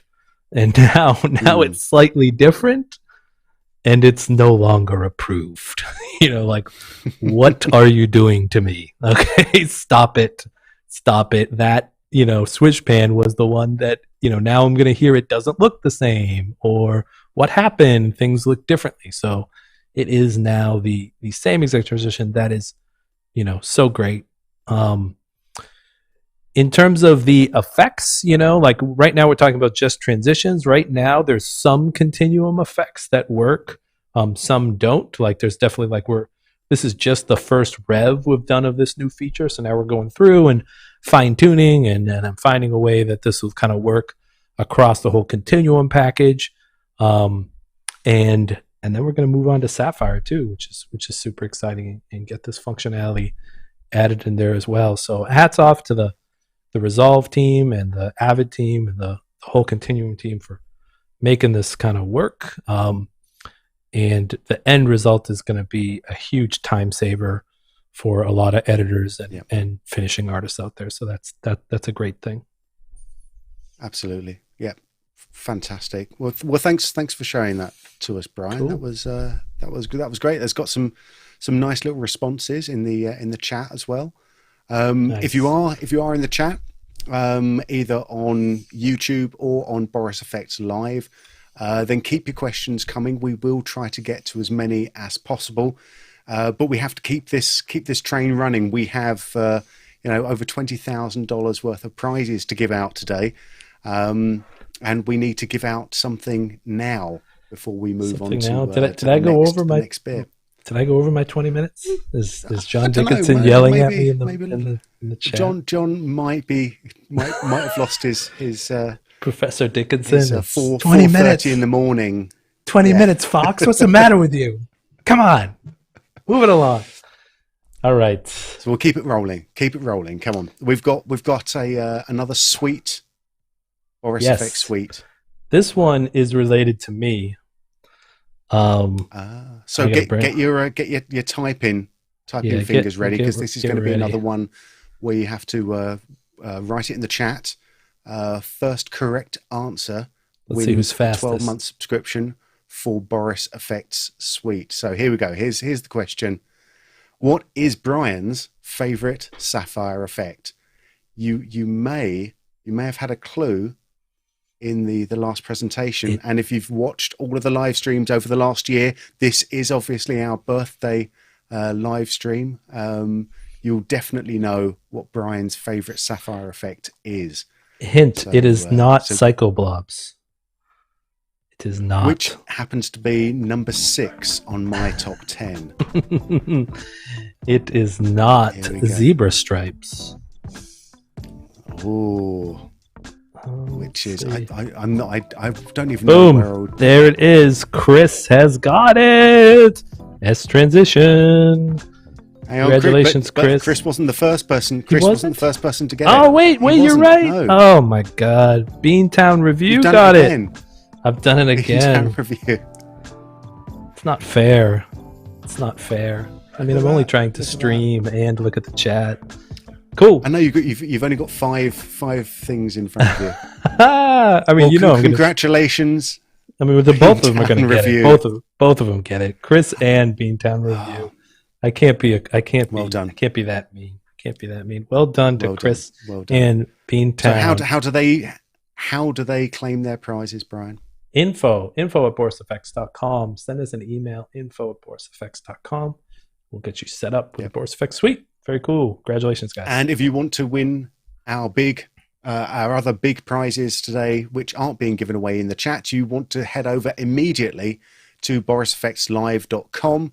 Head down to the bottom of the page, scroll your way down, and there is a competition entry form for you that looks almost exactly like this. Fill in your details, read the terms and conditions, and you will have your name entered into our prize draw, where we are giving away over $20,000 worth of giveaways today.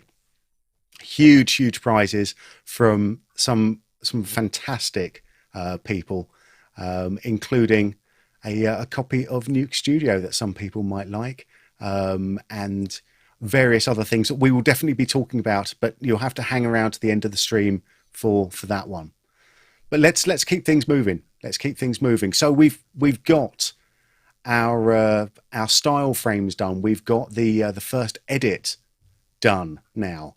So the next bit that we're going to be doing, there we go, is we're going to be taking some shots in and sending them to be into VFX to get cleaned up and to get some motion tracking done that we can use in later exercises. And to help us with that, we have the inimitable Miss Mary Poplin. Hello, Mary, again. Hold on. Someone. Oh, it's Brian. It's Brian this time. Hello again. No. Oh, that's two. Two for two. Look what they're doing to me. Look at what her and Ross are doing to me. Perfect. Unbelievable. Are you able to hear me now? Yes, I am. Can you hear me now? Wonderful. All right. So I'm going to go ahead and show you guys only one shot in the name of speed. We're going to talk a little bit about some roto with a new power mesh tool, and we're going to talk a little bit about removes. And without any further ado, I'm going to go ahead and toggle my screen sharing. Let's select the window or screen. And yeah, let's do screen one and see if that does it. It should. All right. Are you able to see my screen? You are. Perfect. Yes. Looks great.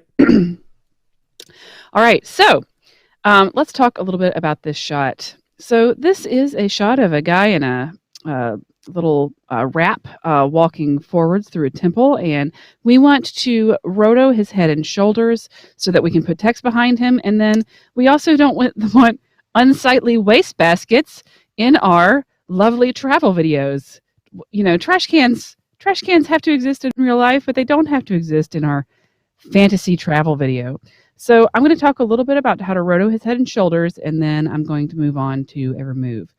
So let's just duplicate our shot here, and we're going to show you how to do this from scratch. I'll also show you what this is going to look like.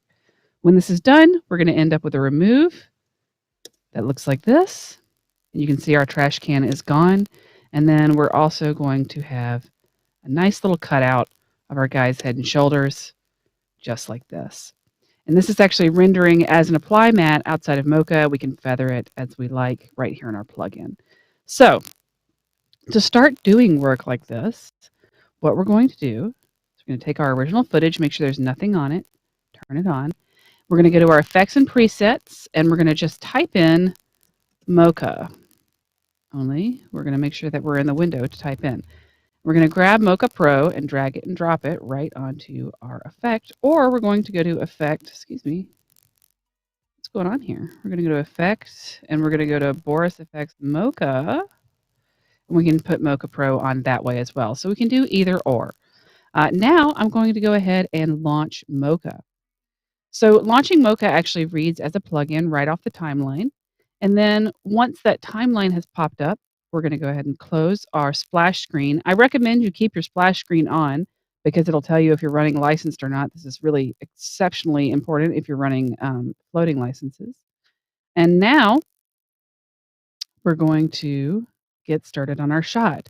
So I'm just going to start at the beginning because this guy is actually pretty parallel to the camera the whole time, or we could start at the end. It doesn't matter.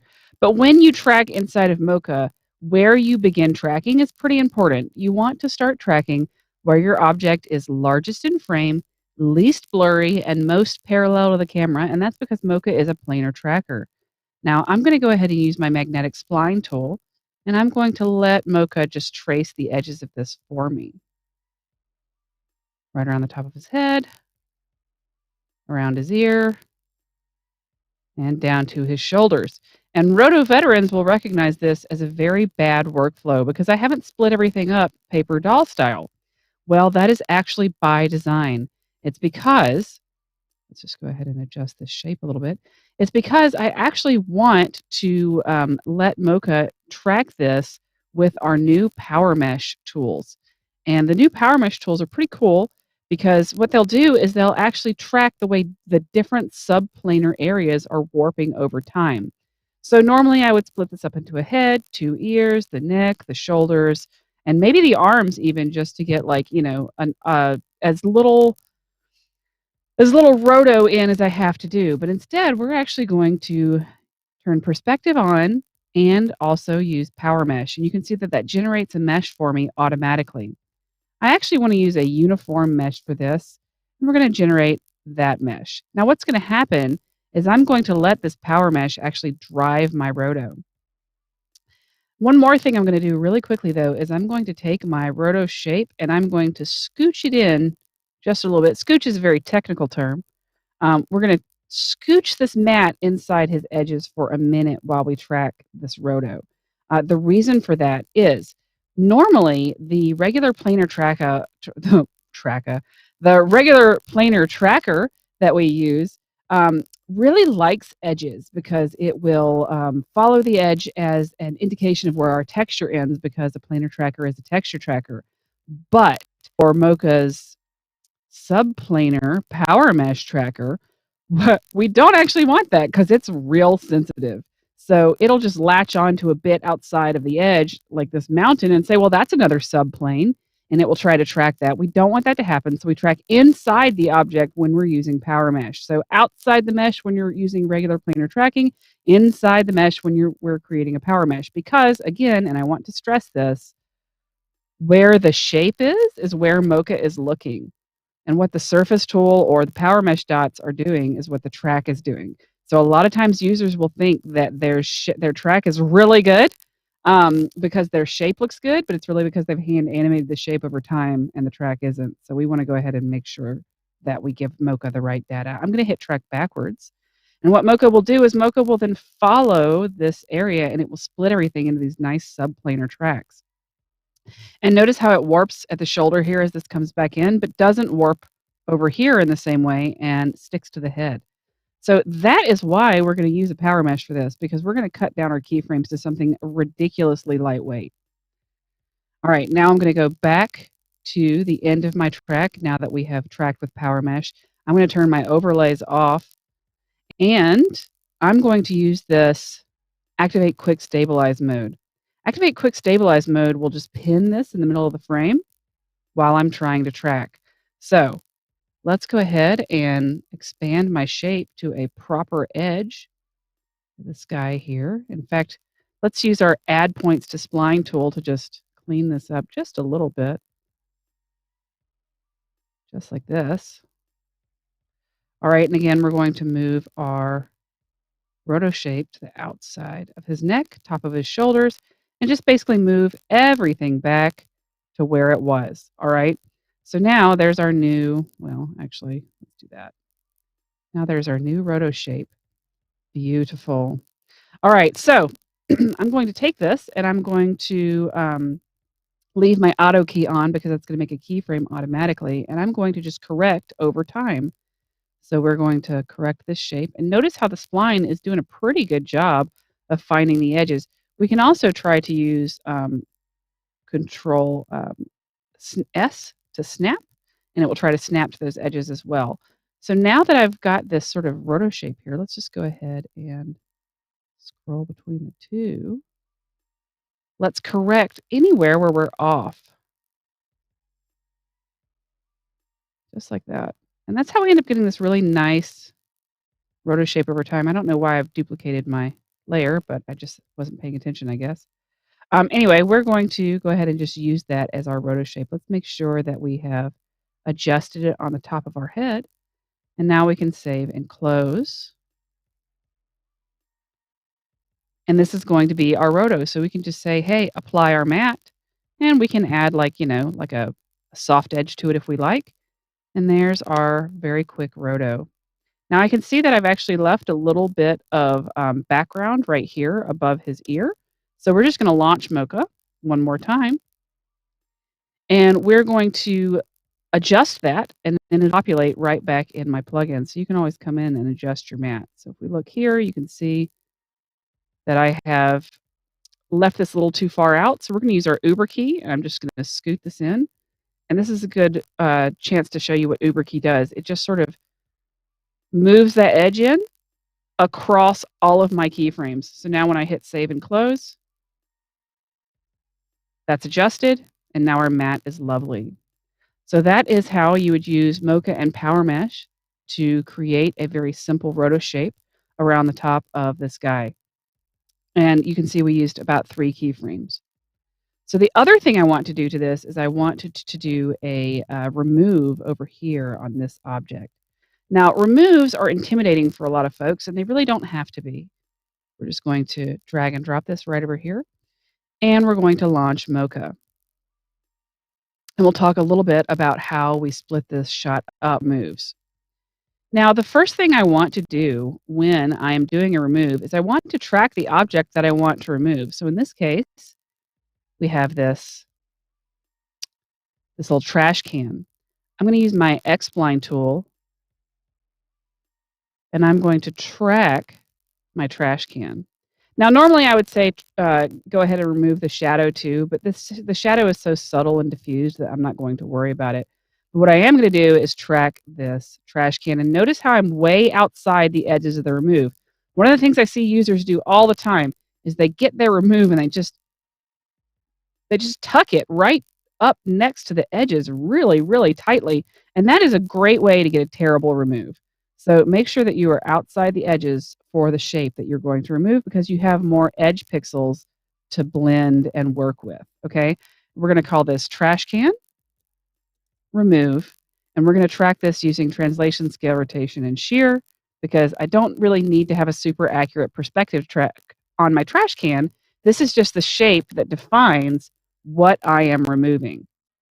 Because the remove tool is pretty cool. The way it works is you define an object that you want to remove, and then you track a background for that object. So we're going to go ahead and track a background. Now, in this shot, it doesn't look like you would have trouble tracking this background, but this background's actually really multiplanar. We've got a ground plane at 90 degrees to another sort of like 45-degree angle, and then a vertical angle, and then like another 45-degree angle. This looks flat, but it isn't. So we're gonna cheat a little bit, and we're just going to track the top of this wall here, just like this. Normally, what I would have to do for a remove this complex, if there was a lot of parallax in this shot, is I would have to track the ground, track here, track this vertical piece, but I'm not going to. I'm going to get away with it just by tracking the side of this wall. We're going to track translation, scale, and perspective. We're going to move this underneath our trash can roto, and we're going to call it BG because this is going to be our BG track. We're going to turn our surface tool on, and this is actually important because I want to see what this is doing while we're tracking. So I'm going to turn my surface tool on and align it to the wall so that I can see what the track is doing, okay? If I don't do that, I won't know what the track is doing. I'll just be looking at what the shape is doing. So again, this is where the shape is looking to track, and you can see because our trash can is above our background, we're slicing it out while we track. That's important because we don't want this to contaminate our tracking data. And you can see that the surface tool is what the track is doing. So let's go ahead and hit track forwards. If you learn one thing from this little demo about Mocha, learn that the shape is where the track is looking and the surface is what the track is doing. Because no matter how you animate that shape, it's not going to change what the track is doing. I'll show you that as well. So let's get to the back of our shot here once we're done tracking. I'm going to jump this little edge of the shape in just so you can see. And look, That shape animates and the track doesn't. That is very important information as far as doing removes goes. So now what I can do is I can switch back to my Uber key, and let's go ahead and make sure our shape is underneath and surrounding the shape that we want to remove. Okay, so we've got this lovely remove shape. All right, now I'm going to click on my trash can remove, and I'm going to show you something. Mocha's not magic, okay? So Mocha can't see behind this object. So if I go ahead and hit, go to my remove. If I go ahead and I hit render, Mocha's not going to be able to remove this trash can. I have to paint that out, okay? So if I want to paint that out, I can paint it out in Photoshop. I've actually already painted it out, so I'm just going to go ahead and bake that cake for you by importing it. So let's import our file, and let's go to our desktop here, and then let's go to our birthday live stream visual effects, and here's our clean plate. We took it from frame 38, so we're going to put it back in at frame 38 and hit OK. And now if we go to the end of our shot here and we jump down to our clean plate, you'll see that's our clean plate for our shot. So now all I have to do is go ahead and hit use clean plates exclusively, turn our overlays off, and hit render forwards, and our lovely trash can will move right out of our shot. I don't have to render this completely inside of Mocha. I can save this and close it. And now inside of our module renders, I select remove and hit render. Now it will render back to our timeline. And there's our remove right for our shot. Any of the rest of the roto that was done inside of our edit here was done using Mocha. So we just did tracks in Mocha that, depending on what we needed, especially for the text, you want to use stuff like translation only. And then for the shot that Ben's going to show, we did a little garbage mat around the woman walking forwards that we put text behind, and that was done using the Power Mesh roto for a quick garbage mat. So this is really a powerful tool. You can get a lot of use out of it. And in the name of speed, I'm going to go ahead and ask if there's any questions from Ben and Brian and move on. Well, I did have one, Mary. Thanks for showing that. That was actually really cool, and really fast as well. Brian, please be taking notes. I had a little thing here, Mary. A little early, you said that Mocha is not magic. I'm just going to put a question mark at the end of that, and that's my question. Mocha's not magic? No, Mocha's not magic. So what Mocha does, especially for this kind of shot, is you have to tell Mocha what's behind an object. All right? So in this shot, there is nothing that I can see behind this trash can, right? There's nothing, no pixels that I have to replace this object with. Now, if this trash can were blowing in the wind and scooting backwards, then yeah, I would be able to see these pixels and these pixels. What we could do is we could replace them over time based on the track. That's not the case here. So that's why I used a clean plate, because Mocha's not magic. So when we have a shot, we need to tell it, excuse me, I got to go to the end frame here where the clean plate is. We need to tell it what's behind those pixels. So I just used a really quick and dirty Photoshop sort of clone tool and replaced this. Unfortunately, something like content-aware fill, which really does a great job a lot of the time, can't replace stuff like this. You need an artist's eye. I know because I tried. And it didn't nail it. So I had to paint it by hand. And that's okay. But we have to define these pixels that are behind the object or it won't do a remove. So it removes based on the it removes based on the shapes. So what I'm doing is I'm telling Mocha, replace these pixels with all of the pixels that are available in this background shape plus the planar track for the background. You don't have to have a track for the foreground, but you must have one for the background. And that's because that's how Mocha replaces the data. So when I say it's not magic, I say you have to feed it a set amount of data to get it to work, and that's the data that it needs to have, is whatever pixels are available behind the object. Does that make sense? That does make sense. That does make sense. And if people want to learn more about Mocha and more about using clean plates for doing removes, where would they go to? You could go to borisfx.com where we could shamelessly plug the hours and hours and hours of training that me and Ben just finished, actually. That's a comprehensive breakdown of just absolutely everything that you probably want to know about Mocha and maybe some stuff that you don't. Yeah, so that's on the Mocha Essentials course and the tutorial section or the training section, I should say, on the Boris FX website. I mean, I'm trying. What a difficult question I had for you. If you give me a second, I'm trying to bring it up. I'm trying to vamp a little bit here for you. So yeah, it is as Mary said, it's a comprehensive look. It's an A to Z look at that's more than the essentials. I think you're wanting to go to training. I figured I'd show this first. I mean, it's a good one. Actually, that is a very good one. I'm going to say that. Yeah, so we have some paid premium versions, and we also have it's a freemium model, so you can watch all the training. There's almost 8 hours worth of training, taking you from first steps all the way onto some of the more complex Mocha Pro modules. And if you just want to watch, it's absolutely free for you.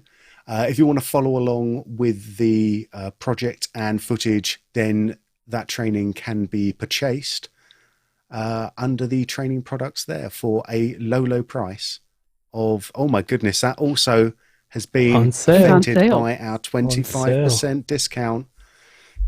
So Brian, yes, you there? I am here. Brian's there. Tell us more about this sale. All right, hold on. Come on. I do know this, yes. So Boris FX Spring Sale is going on right now as we speak. It is 50% off new multi-product bundles. So this is Sapphire and Continuum, a perpetual license, a new license. That is at 50% off. Sapphire, Continuum, and Mocha, Mocha and Sapphire, Mocha and Continuum, all of those, like those 3 products, those perpetual multi-product bundles, that's all 50% off right now. 25% off everything else we sell. So 25% off a Mocha subscription, 25% off an OFX subscription. These are annual subscriptions, monthly subscriptions, 25% off the Boris FX Suite, 25% off upgrades, 25% off UNS renewals, our upgrade and support plan if you want to stay on that and stay up to date with support and the latest software. Like all of that stuff is 25% off. It is one purchase per customer. So one product per customer. And the good part is you don't need a coupon or anything. It's all in the store like you guys just saw. Just anything in the Boris FX store is already discounted. So you can just don't have to worry about entering a coupon or code or anything. And this all ends Sunday night, right? So like this is definitely limited time only. And act now because it will end soon or Nick will have a heart attack. Is right? ticking. Right? Tick. Cool. Thank you, Excellent. Mary. That was thanks, Mary, awesome. as well. Thank you. That was awesome. I will say it good. is great to work with such VFX experts and such Mocha experts like Mary, Ben, Rosh, yourself, and the whole team. And you can do magic like removing a trash can from my shot because it annoys me. So thank you so much for that. That's awesome. Yeah, happy to help. All right. Great. Well, if you enjoyed what Mary had to offer, this is the time, Brian. I'm going to do it again. It's the time where I shamelessly say, please hit the like button if you are on YouTube. It really does help out a lot. It costs you nothing, and it helps us out a great deal. If you're watching on Boris FX Live, then obviously you want to just, maybe you want to pop over to YouTube just for a second, or just to time enough just to click the that little thumbs button, make it turn blue, and everyone will be much happier for it. I think that's me begging for a thumbs up again. There's another reason why you want to stay in the chat for a little bit as well, either on YouTube or Boris FX Live. And that's because I think we have another prize to give away. Do we not? We do. Let's do another. Let's do another giveaway. Okay, so everyone get ready. I am going to bring up another question. Same rules as in the past. I'll try and only give it out to one person this time. 50-50, right? 50-50 whether two people get it or not. Yeah. Okay, here we go. Ben, you are going to read this one. Oh, lovely. And the question is, in what year did Boris FX premiere the first DVE plugin for Adobe Premiere and Media 100 at Macworld? So in what year did Boris FX premiere the first DVE plugin for Adobe Premiere and Media 100 at Macworld? Yep, so get those numbers typing. Tappity, tappity, tap, tap. I'm going to give you a clue. I want 4 digits in this year, please. I don't just want 2. I don't want 3. I definitely don't want 5. Just 4 digits, please. 4 digits. So how about another clue? It was Macworld Boston, believe it or not. Okay. Oh, we got some guesses. We got some guesses coming. Oh, I think I see it. I mean, do you guys trust me? Do you see it, Ben? I don't. Are you sorting? Are you sorting by live chat? Are you? Oh my God, I'm top chat. Oh, yeah. Don't be top chat. There we go. I think actually, I might see it. Whisper me the. I see it.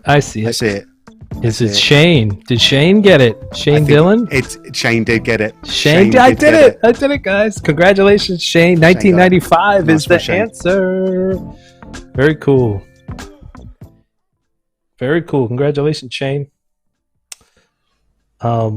Excellent stuff. Yes. Excellent 1995, stuff. right? Yeah. 1995. What? Yeah. I was just double checking. Not that I didn't trust you. I didn't trust myself because someone else said, "Oh no, someone else got it first." No, Shane, you win. I was not at Macworld in 1995. Send an email. Boris was showing off the first ever DVE plugin for Premiere Media 100.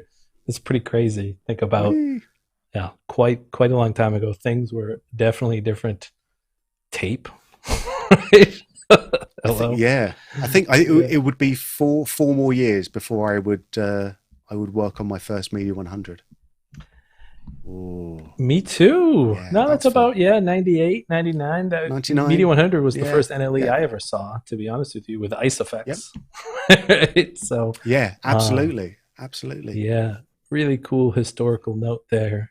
Something that I didn't know before I first came to work at this company, that Boris was showing off those plugins in 95. Crazy to think how long ago and how things have changed. All right, let's keep it moving, Ben. Let's keep it going. What's next? I think I'm next, aren't I? You are. I think in this magical project that we're doing, our little travelogue project. Yeah, so what we're doing, you might have to pop to yourself for a second, Brian. Sure. Because my hard drives have just spun down, so I just need to spin around. So if you vamp for just a second, I do like gadgets, right? This is my latest gadget. I do love LED lights. Who else loves these? My children, who steal the remote and change the lights on me from the other room all day long while I am working out here. Cool. All right. So just to remind everyone, I'm back. We're giving away some awesome prizes. Enter at borisfxlive.com and we will give away all the big prizes at the end of the stream. Excellent. So if we're over onto me now, this is the timeline that I got given from Brian. We're not gonna go through all of this because we've done enough of this sort of stuff. But you can just see that translated actually not too badly. I've kept in some of the clips that didn't come in automatically, and the reason they didn't come in automatically is because they have exceedingly obscenely long file names. So please, the only thing that I can do is I can just beg you to try to keep your file names under 700 characters. Who are you talking to? Who are you referring to? I'm talking to myself. I'm talking to the mythical Brian, who also happens to be me. Yes, sir. Oh dear. Yes, sir. Yes, indeed. We're going to have a little look now at how I would use some of these effects just to finish off some stuff in Resolve here. So we've already had like some of the style frames come through from Ross right at the very beginning, and I'm just going to be sort of working a little bit in the color page, just a wee bit. So the color page is, obviously we're sort of just going to be working with the node. So the only thing that I would really do here would be to try and get my primary color correction done. And I think it's pretty much fine where it is. So I'm not even going to worry about that. I can come in and play with that a little bit later. So the next thing to do is start to work on the more sort of creative side of the grade. And I want to sort of make a bit more of a big deal about what's going on with the clouds. So obviously one of the things is, or the sky, I should say, is one of the things there is to probably sort of make the sky a little bit deeper, a little bit darker. So I can come in, use gamma, use some of the power windows as well to try to kind of bring in a little bit of a gradient on the sky, and that works out, all quite nicely. So that's the sort of traditional way of sort of just doing a quick grad on the sky.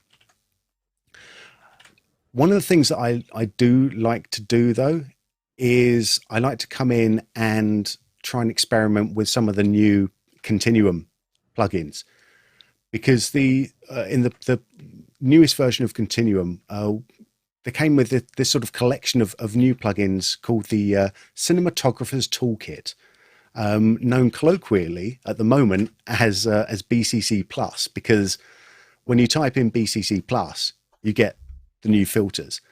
And these were a ton of filters that came in from Optics, really. Optics was, had a lot of original filters in there itself, as well as the Sapphire filters. And what's happened is some of those filters have come over the other way into Optics. Into Continuum. And we've got this whole thing, this whole collection with grads and tints. So if I just wanted to do like a quick color gradient, then, it's just a case of bringing that over there. And I've got, you can probably just about see down at the bottom here, I've actually got widgets that I should be able to fiddle about with a little bit. They're probably just a tiny bit outside of the viewer. So I just want to come in and bring those up. Or I can maybe just bring these up a little bit here. 0.1 and 0.9 over there. There we go. So we just sort of tap that in, and that, I think once they're free from, this is working in the newest version of Resolve. This was never an issue before, but once they're free, I should be able to just grab those and fiddle about with them. It should be all right. But yeah, that's obviously not wanting to play games, or it's playing games with me a little bit here. But what I like about this is that I can actually just do a very quick overlay and find the find the color that I want there, and do things like exposure compensation or preserving highlights a little bit. And I just find this sometimes in many ways a little bit easier and a little bit more convenient to sort of set this up than to fiddle about with a power window and then figure out what I'm going to do in the gamma there. And it just means that if I want to change things, like all I have to do is literally just come in, and I can much more easily kind of eyeball what I'm doing with this just there, without having to scrub through a lot of the other ones. But I'm not gonna spend too much time on this shot because I want to go somewhere else. And we're going to come in. Let's have a little look at the clips. Actually, forget about the timeline. Look at the clips, and I'm going to focus a bit more on what shot should we look at. Let's do this one because I like this shot here. So with this shot, let's just close all this up a little bit more again. This shot, if you cast your mind back to the original shot, let's actually just flatten that so we're not getting the transition in there. There we go. This shot itself was a little bit kind of, it's a great looking shot, but it doesn't have that movement that we're really after. So there's a couple of things that I could do with this shot. And every time that I'm doing something new, I always create a new node. You know, the sort of way that a lot of people think about it is new idea, new node. So we sort of just come in and bring that in. So what I can do with this one is I can actually just do a bit of resizing on this and just push this forwards just a little bit. So, I mean, we've got this with the corrector there. Let's just add a little dynamic keyframe here. Boom, boom, boom. And I can come over here and maybe we'll just zoom in just a little bit. I don't want to do it a lot. I'm just gonna do a quick little push. So that's given us a little bit of movement, but it's still not particularly interesting or visually arresting. So because I mean we've got a little bit of movement, but the main movement is coming in this small little area down at the bottom. So what I want to do is make this a bit more kind of fun. And the way that I am going to make this a bit more sort of fun is look at, actually let's look at lens flares, because this is always my go-to. If you ever ask me what my favorite effect is, it's not kaleidoscope. No matter what people said in the last stream, it's definitely going to be lens flare, because I love them. Absolutely love a good lens flare, and I'm going to use the sapphire lens flare because I think that is my favorite of the lens flare filters. In fact, if we go through, there are actually lens flare could not be run successfully. I think this could be because I'm sharing my screen in a weird way. No, it just didn't want to because I was sharing my screen in a weird way. Yeah, if like there are lots of different lens flare filters. Resolve has its own flare filter built in.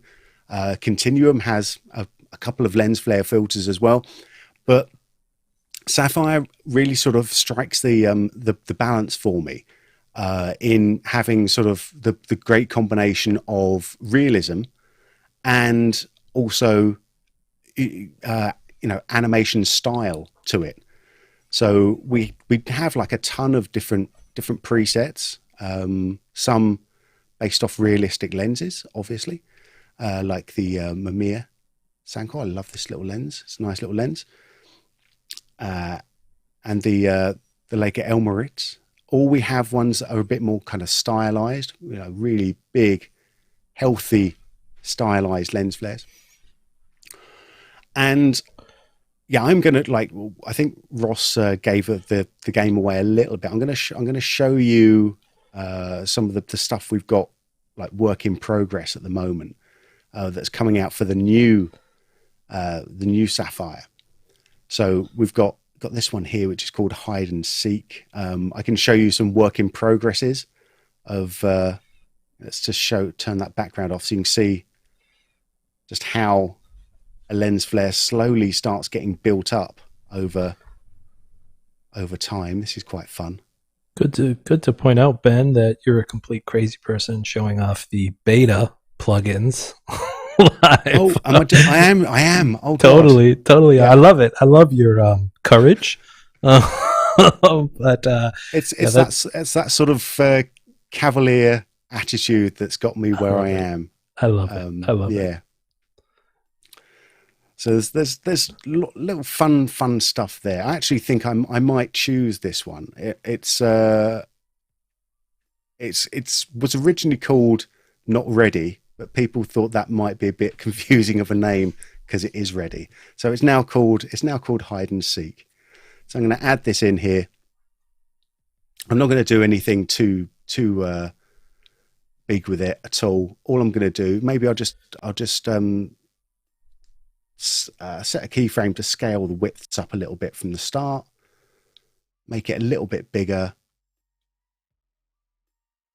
a little brighter, so we can see that. You know, what's the point in having a brand new lens flare if you can't see it? Let's just maybe bring this up a little bit. So this is one of the things that I've been trying to do with these new flares is make sure that they're really nice and fast to render. So these are some nice fast presets that we've got. So it just gives us a little bit more life.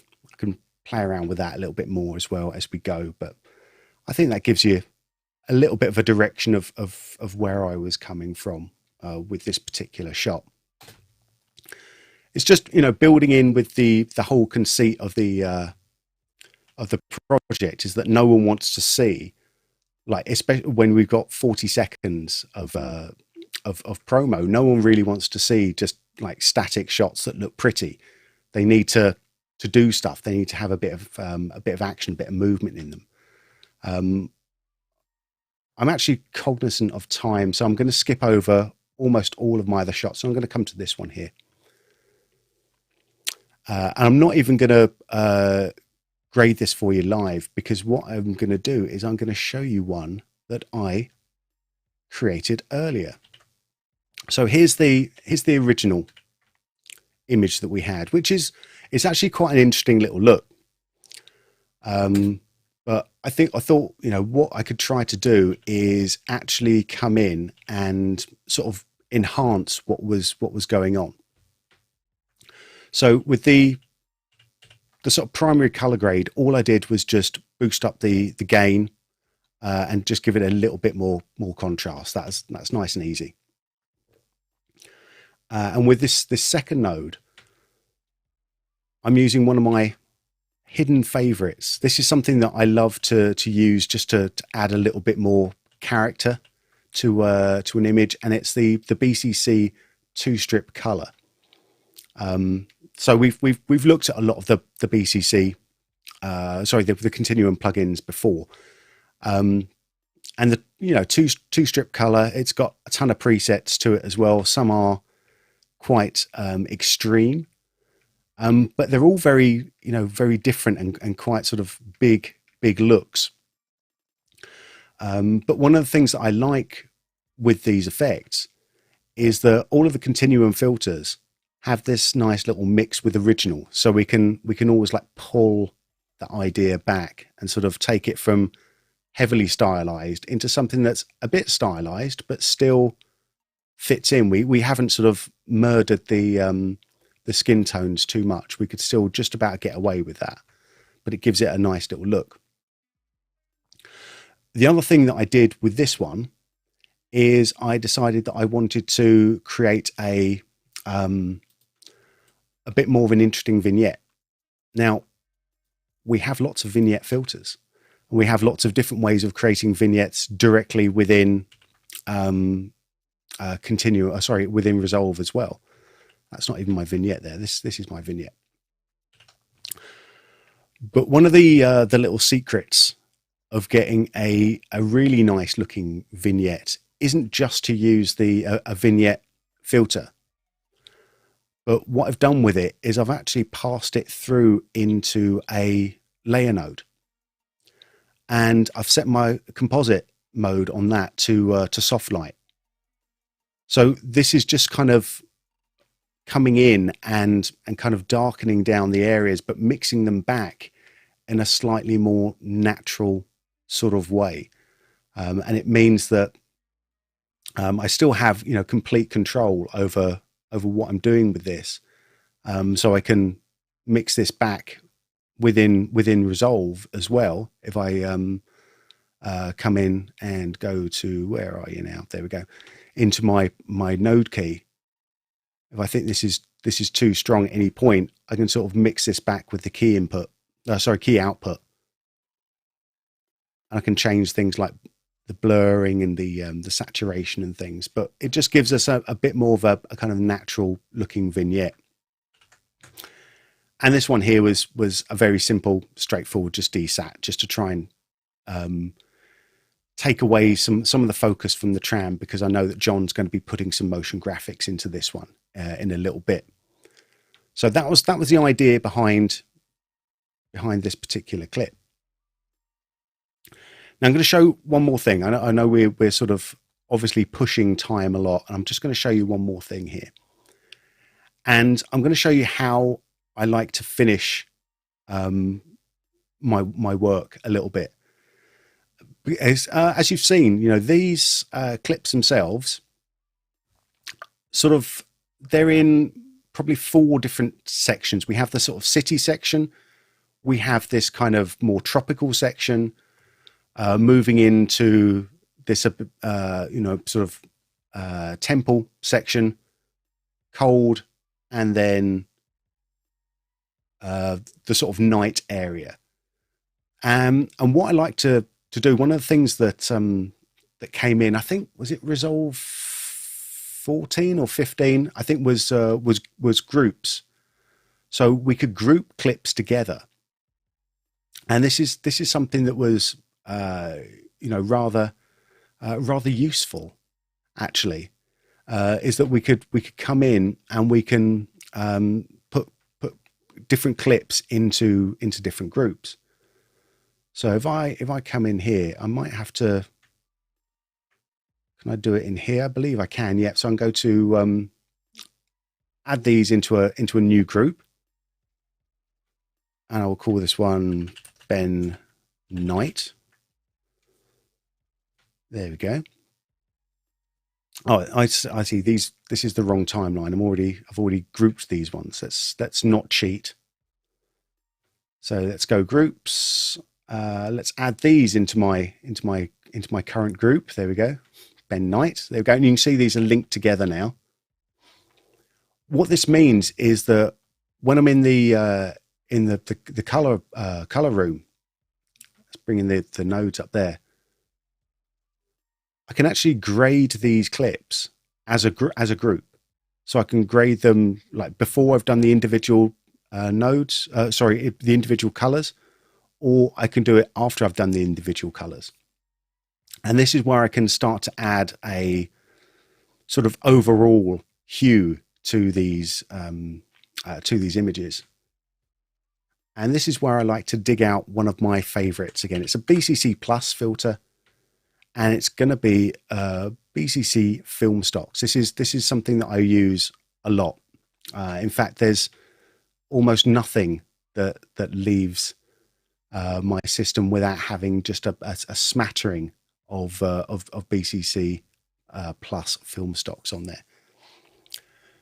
So if I come into the effects editor, again, we have a ton of different presets. In fact, we've got so many presets, we've got to break them out into different groups. So I can come into like motion picture, something like that there. Find one that I like. I'm going to find something that's big and brash, because I want you to be able to actually see it. So we're going to do something like this and hit apply. I can mix this back, but I'm going to just keep this really quite full on here. And we can now see that it's actually applied that same filter across my entire group here. So I can easily come in and apply effects to groups of clips.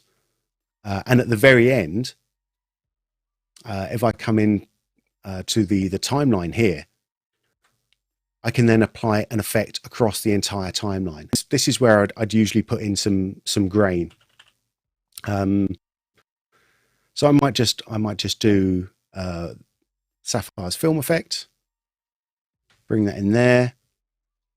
I don't want any color correction really, but I do want a ton of grain. Let's really ramp up the grain so you might have a chance of seeing it. I can see this uncomfortably clearly because it's so big. So zoom that in. Hopefully you should be able to see that grain, that graininess. Look at that, super grainy. It's like it's been shot at ISO 8000. Actually, ISO 8000 for some cameras isn't even big anymore. That's what's blowing my mind. There we go. It's a ton of grain. You can see it's applying across the entire clip. Obviously, I wouldn't use that much grain, but you get the idea. You can just sort of pull that back a little bit and get that looking a bit nicer. So, the point here is that I can start to use a combination of effects either on individual clips or grouping them together and applying it across groups of clips, or adding it to the entire timeline as well. And that's probably one of the one of the biggest things that, or the biggest time savers that I like to do with Resolve, is to sort of lay out the timeline well and think about what I'm going to do a little bit in advance, and it just ends up saving a lot of time. And it means that if I need to make a change, someone doesn't like the particular the style I've given to a group of effects, it means I only have to change one filter, and that will then ripple those changes across the rest of the group. So it just makes sense. Just makes sense. I'm gonna leave it there. There's actually a ton more I could talk about and would love to talk about, but for the sake of time, I'm gonna just ask if there's any questions. Really cool stuff, Ben. Really cool stuff. A lot of love from the chat for your really cool looks. Joel really enjoying some of the work you've done, and Helsa really kind of digging on those really neat gradient looks and that kind of hot teal stuff you're going on with the flares. Really, really, really beautiful stuff. Thank you. No questions. One thing I just want to point out in the chat, we had some questions from some students wondering about student licenses. So let me switch back over to all of us here. So Boris FX, does have a student license program. You can find it at borisfx.com. If you're a matriculating college student who's in a film program, you can get the Boris FX Suite for free. We do have a discount for educated as well. You could find that on the website. That being said, this question came from a high school student, and I will say 100% reach out to us. And I don't think we've ever or will ever turn down an enterprising high school student who wants to use our effects. Like 100%, we will take care of you. So go ahead and apply through the student license application on borisfx.com and get your student license. Good job, Excellent Ben. stuff. Sorry about those file names. Thank you. That you created. Yeah, I mean, I really wish you'd sorted those out when you sent them over. No, I did not. I relabeled 1, 2, 3, 4, 5. Cool. All right. Should we bring in? Should we give away a prize? I don't know. Oh, let's let John give away a prize, because he's been awake since 3 a.m. It's now. That's fine, guys. Let me just share After Effects. Yeah. I don't have any more questions lined up, so let's do John's, and then when we come back from John, we'll give away all the prizes. How about that? Okay, sounds good. Sounds like a really good deal. Let's do that. All right, let me just jump in and share my screen. Okay, so I'm the last step here, and obviously saving the best till last. Crickets, I can hear crickets. So you don't deserve a reaction for that one. I'm surprised you're so nice to me for making you get up at 4 o'clock in the morning. I'll just say that. 3 o'clock. 3 o'clock.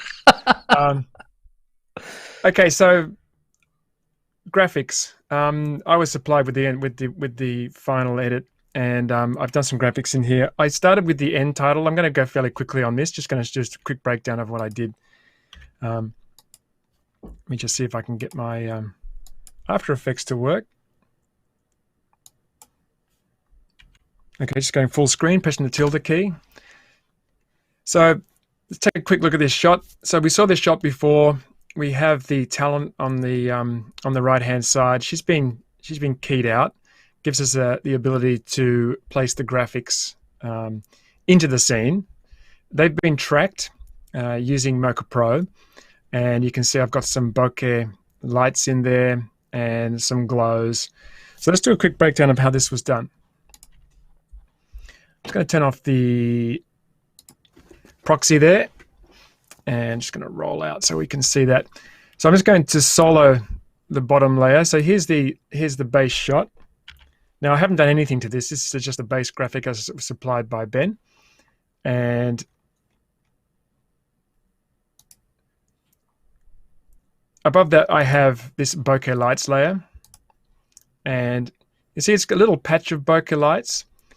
The effect itself is sapphire bokeh lights, but you can see in the effect control panel here, it says S effect. I actually created a preset for S effect and for sapphire called bokeh patch.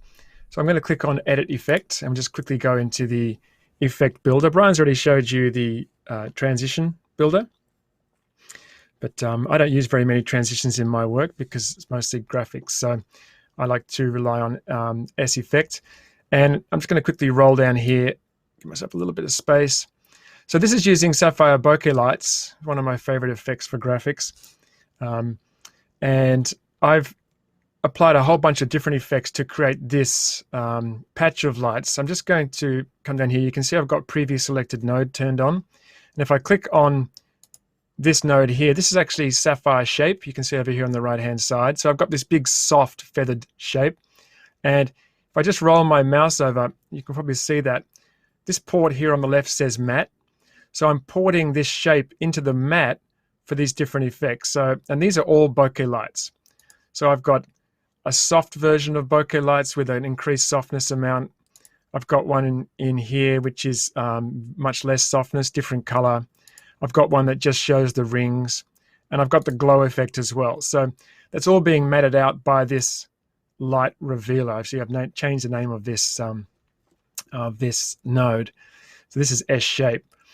So what that means is, just cancel out of that, I can apply that as a single effect. And I've also only revealed just the parameters that I want to see in the host here in After Effects, rather than seeing, dozens and dozens of different parameters. And with the effect selected, I can click on the sapphire shape effect control point, and I can move those bokeh lights around my screen. Let's see if I get that to update.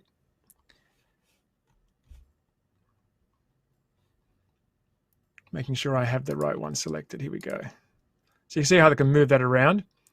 So rather than applying a frame full of bokeh lights and masking it out and then pre-composing that, I can literally move these bokeh lights in a group, in a patch around my frame. So that's one of the really good benefits of S effect. You can create these sort of custom effects, and it's very functional. So depending on where I put the super or the graphic in my frame, I can just move that around and just have it sit behind. So that's what I've done with this text here. So this is just the travel log text. Let's have a quick look at this. I'm just going to solo that. So this was tracked, and you can see up here I have a track null, and you can see down here into parenting, I've linked that to the tracking null. So the girl footage was tracked. And you can see if I click on Mocha here, open up Mocha Pro, just have a quick look at this. You can see there's a mask up here and there's a mask down here. These are the tracking masks or tracking splines. And that locks onto those really quickly, really easily. Super easy to do this inside Mocha Pro and After Effects. So that gets saved. It's going to, don't save that. And down here I can choose to create the tracking data, and I can choose to export that to an After Effects layer, and you can see this is a null object. So once that's applied to that, I hit the U key, you can see there's all the keyframes for position, scale, and rotation. And the layers that I want to linked to that, or parent to that, have been linked to that using the parent column here. So that's the text and also the bokeh lights. So that gets those to move into the scene. So as far as the text is concerned, I've done a bit of a graphical treatment. This text, the font is called Rift. This is available on Adobe Type. Excuse me. And I've done one little animation. I like to sort of animate the text a little bit. You can see it's tracking back nicely, but I've just had this bottom line just animate in. If I hit the U key, you can see that position is animated. But notice this is not the transform position value. This is actually the text animation position. So under Animator 1, I've actually animated position. And you can see I've got the range selector only around the bottom line. So that means that only that bottom line is being affected by those position keyframes. Just a little bit of extra movement to make it a bit more interesting. So as far as the effect stack goes, I've got matte choker at the bottom. I'm just going to turn on my transparency grid. So with matte choker, just choking that out. You see, I've done a reverse choke where I've done the choke at -123, so sort of the maximum choke. And it's given me these sort of crunchy edges, but that's fine because after that, what I've done is I've applied sapphire gradient, and that fills everything up like that. So it almost creates that choke, matte choke almost creates like a blur. Just another way of doing it. So sapphire gradient, S gradient below that, and you can see with S gradient, I've got these start and end points. I can control that. And after that, I've applied Ultra Glow. I'm just going to turn off my checkerboard. Sapphire Ultra Glow, introduced in the most recent version of Sapphire. Basically, for me, it's replaced S-Glow. It's got everything you can do with S-Glow, plus it's got a whole bunch more. So this is my new favorite glow effect. So just applied that over the top, just added a pale orange for the color, and just a standard white afterglow. And to make the text more readable, I've just used CC Composite and just composited the original back over the top. So that's just brought the original text back over the top. You can see here I've just used as a composite overlay, as a composite original, I've used overlay. If I just wanted to have it in front without any blend mode, I just choose in front. You can see how that drops that in front of that bottom text. And this bottom text is more orange, so if I choose overlay, it just knocks that white out a little bit, makes it a bit more interesting. Just like that. Gives it a bit of color. So a little effect stack there. And then Sapphire Bokeh Lights again.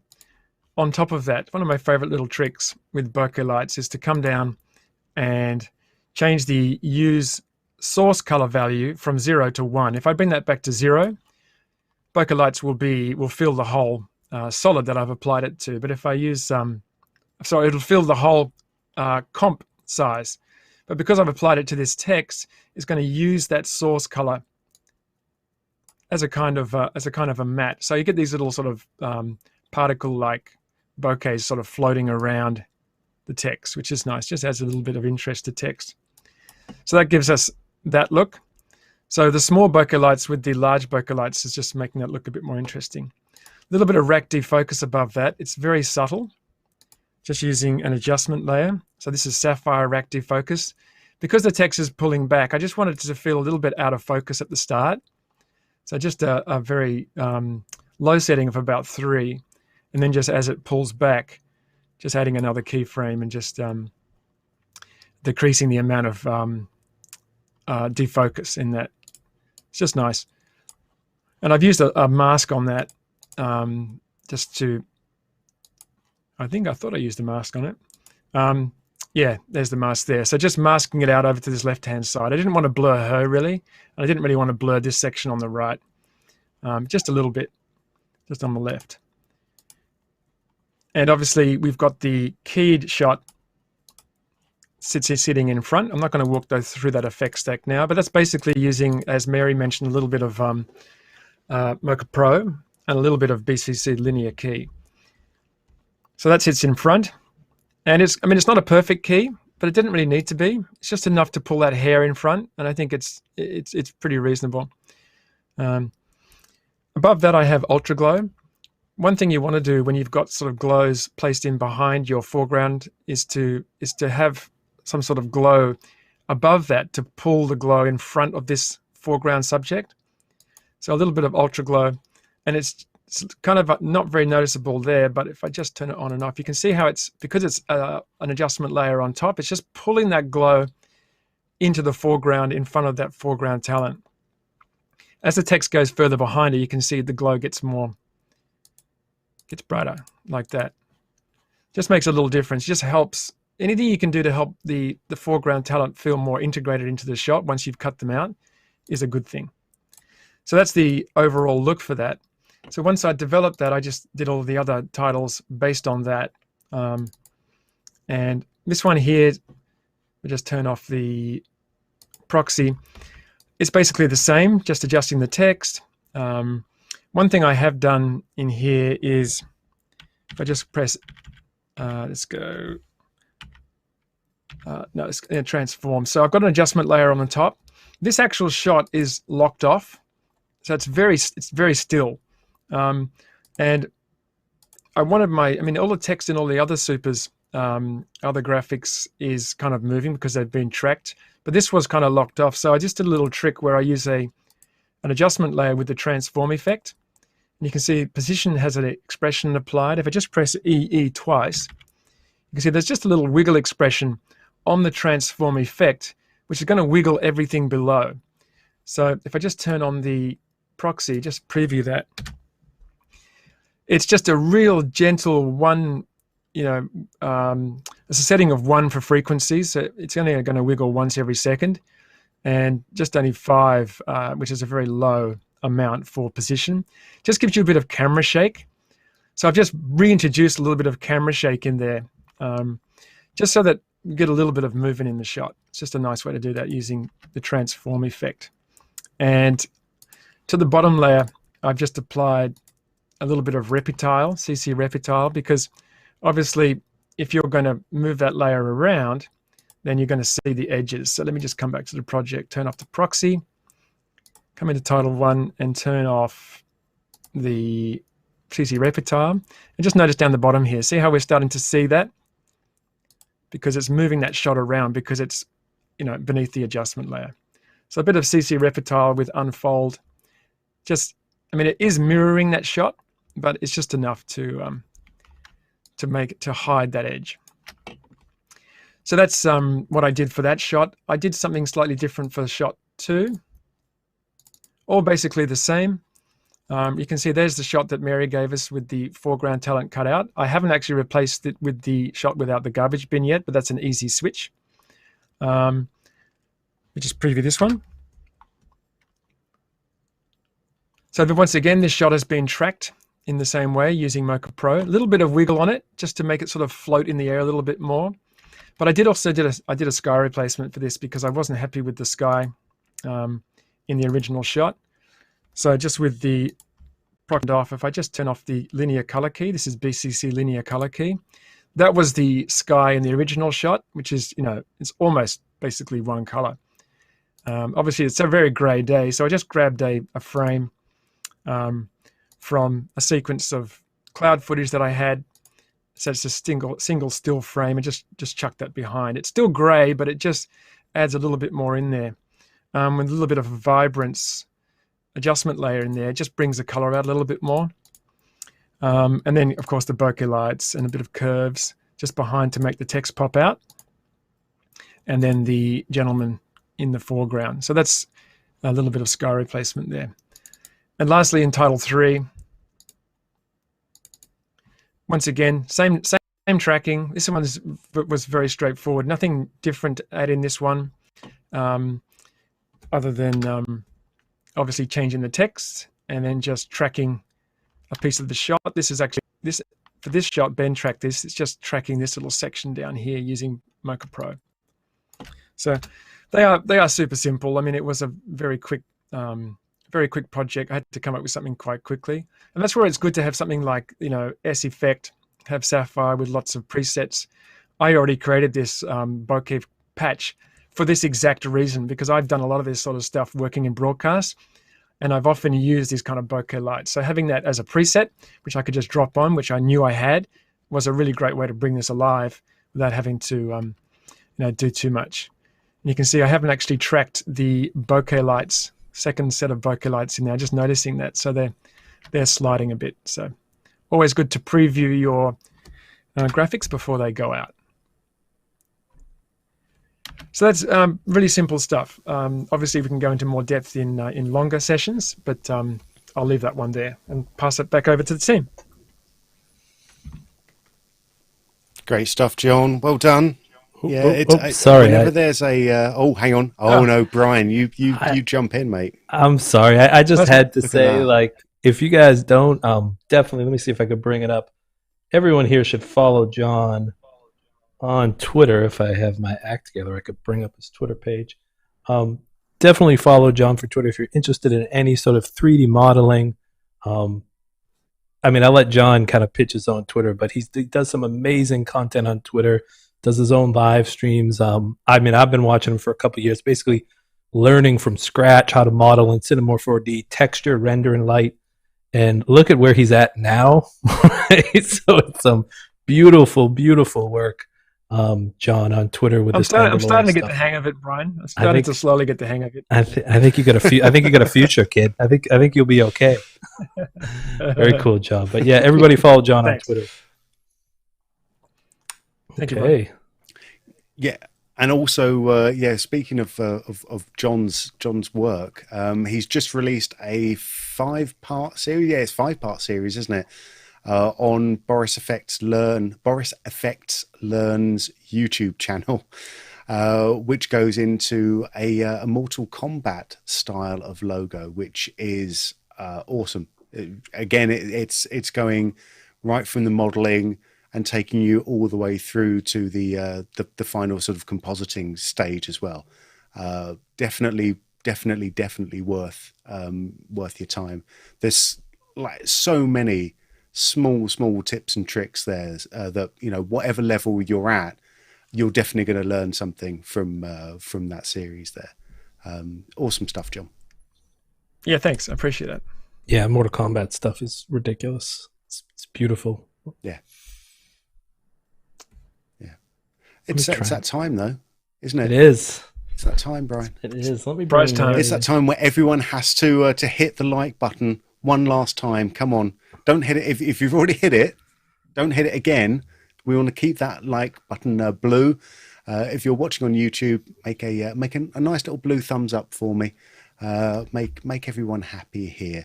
If you've been enjoying the stream, it would mean a lot to us, and it costs you nothing, but it actually does help us out a lot to see the support. But it's now the time. We've got a lot of prizes to give away. Oh, I'm ready. He's done it. I'm ready. Brian has changed his background. All right. Okay, where are we going to start, Brian? You tell me. It's great. Hang on. I can't get away from you. I can't get away from John Dickinson critique. All right. happens all the time, you know. Let's quit mucking around and let's give away our first prize. Ben, ready? Yeah. I think I am. Hang on, I'm not ready yet. No, hang on, I'm not ready. Oh, okay, here we go. I'm ready. Peter, congratulations. You have won a $200 gift voucher for Action VFX. So these are some fantastic stock elements in the effects and actiony kind of area. So blood splatters, explosions, smoke, fire, all the stuff that you shouldn't be messing with, but you absolutely need for your compositing. Action VFX have it. And congratulations, Peter. Peter Rupstra, you have won our Action VFX prize. Well done. Sergio Douglas, you have won our 3-month subscription prize to the Adobe Creative Cloud. Well done. We've been using a lot of Creative Cloud stuff here today during this stream. So well done. You have got a 3-month subscription courtesy of our friends at Adobe. The next one, Brian. Come on, here we go. We've got it. Oh, you're just trying to queue up the next transition. Well done, Maria Kelly. You have won a 1-year subscription to Avid Media Composer. Thank you very much for joining us on this stream, and thank you very much to Avid for helping us out with the prize as well. We have seen Brian do some lovely work in Avid today, transferring his timeline over to Resolve. Oh, there we go. Yeah, I knew we were going to have something. And well done, Jalin.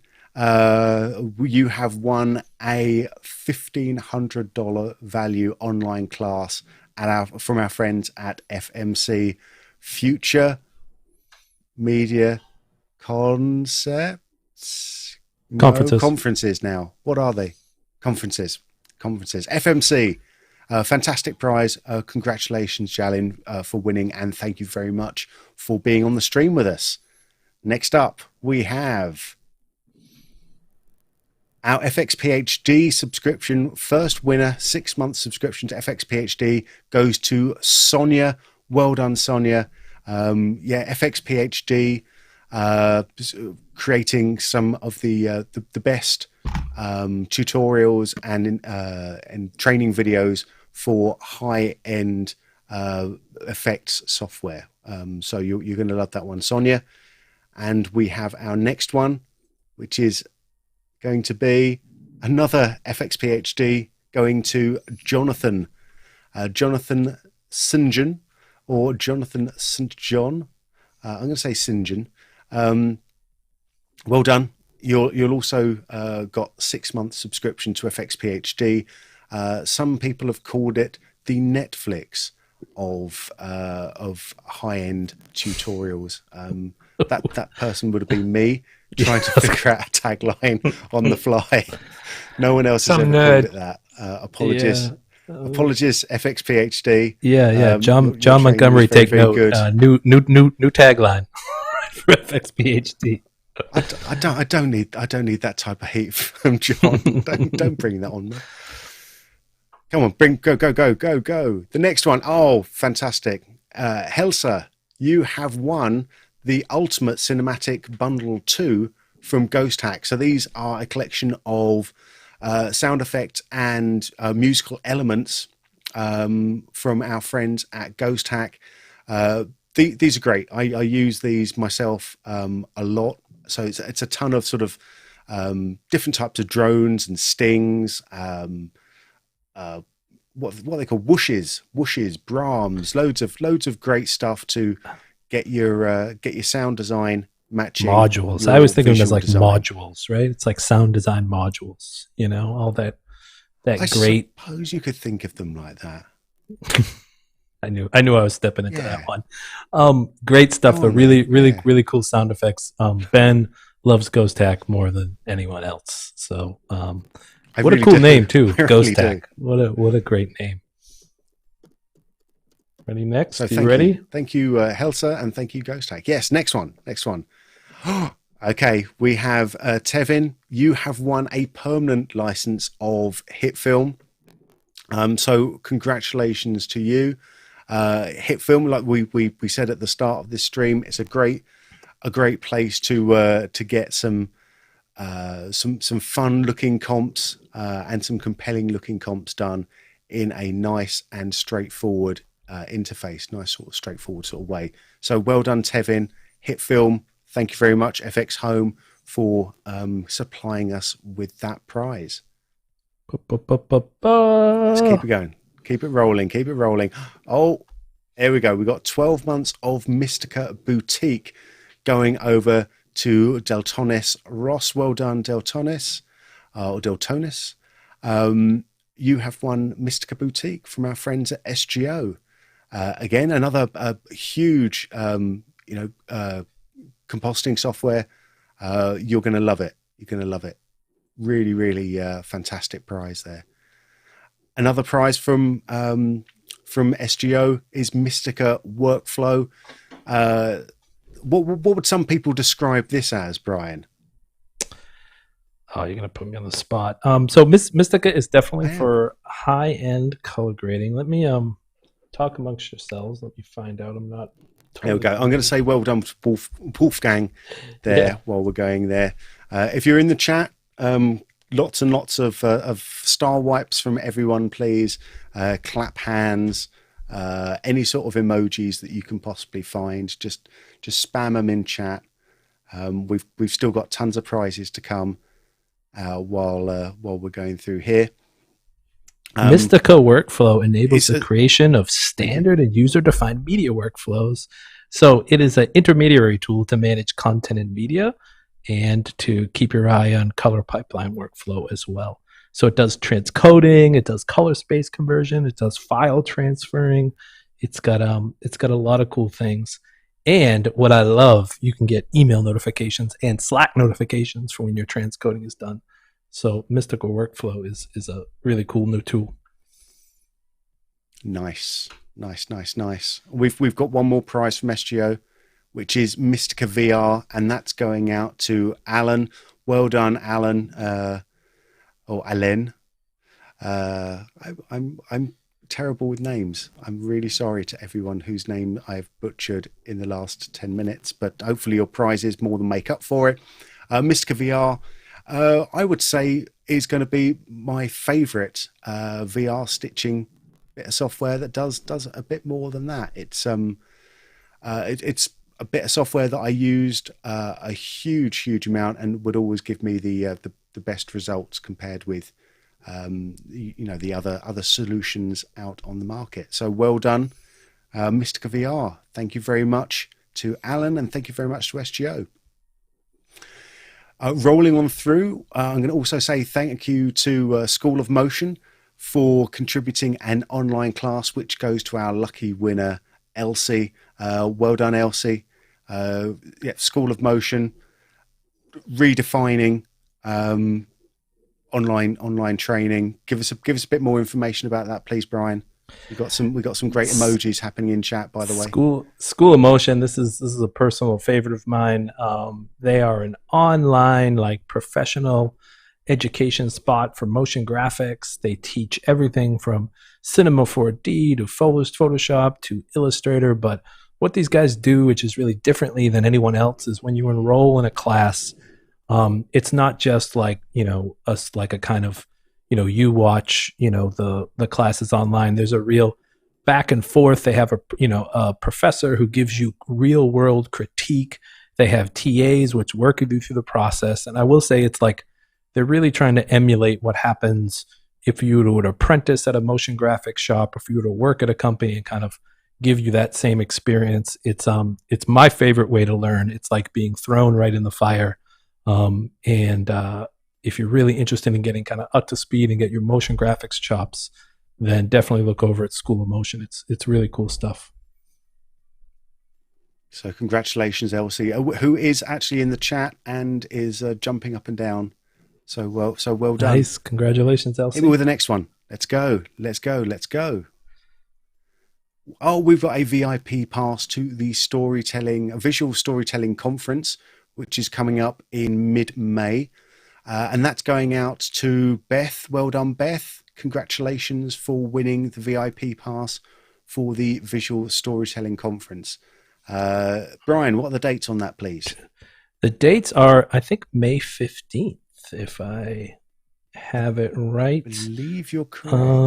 Let me see. It is May 14th through the 17th, the Visual Storytelling Conference.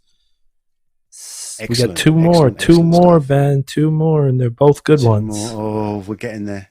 There. All of these have been good ones. There is, I know. They're all amazing. Here we go.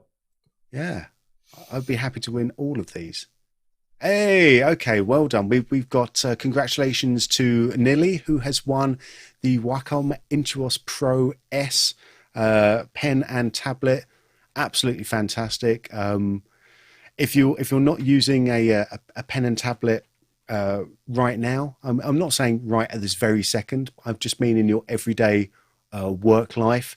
Then you're really kind of missing out on the joys of not ending up the day with mouse hand. as it's known. So it just gives you a lot more freedom to move around and enjoy enjoy not having mouse hand.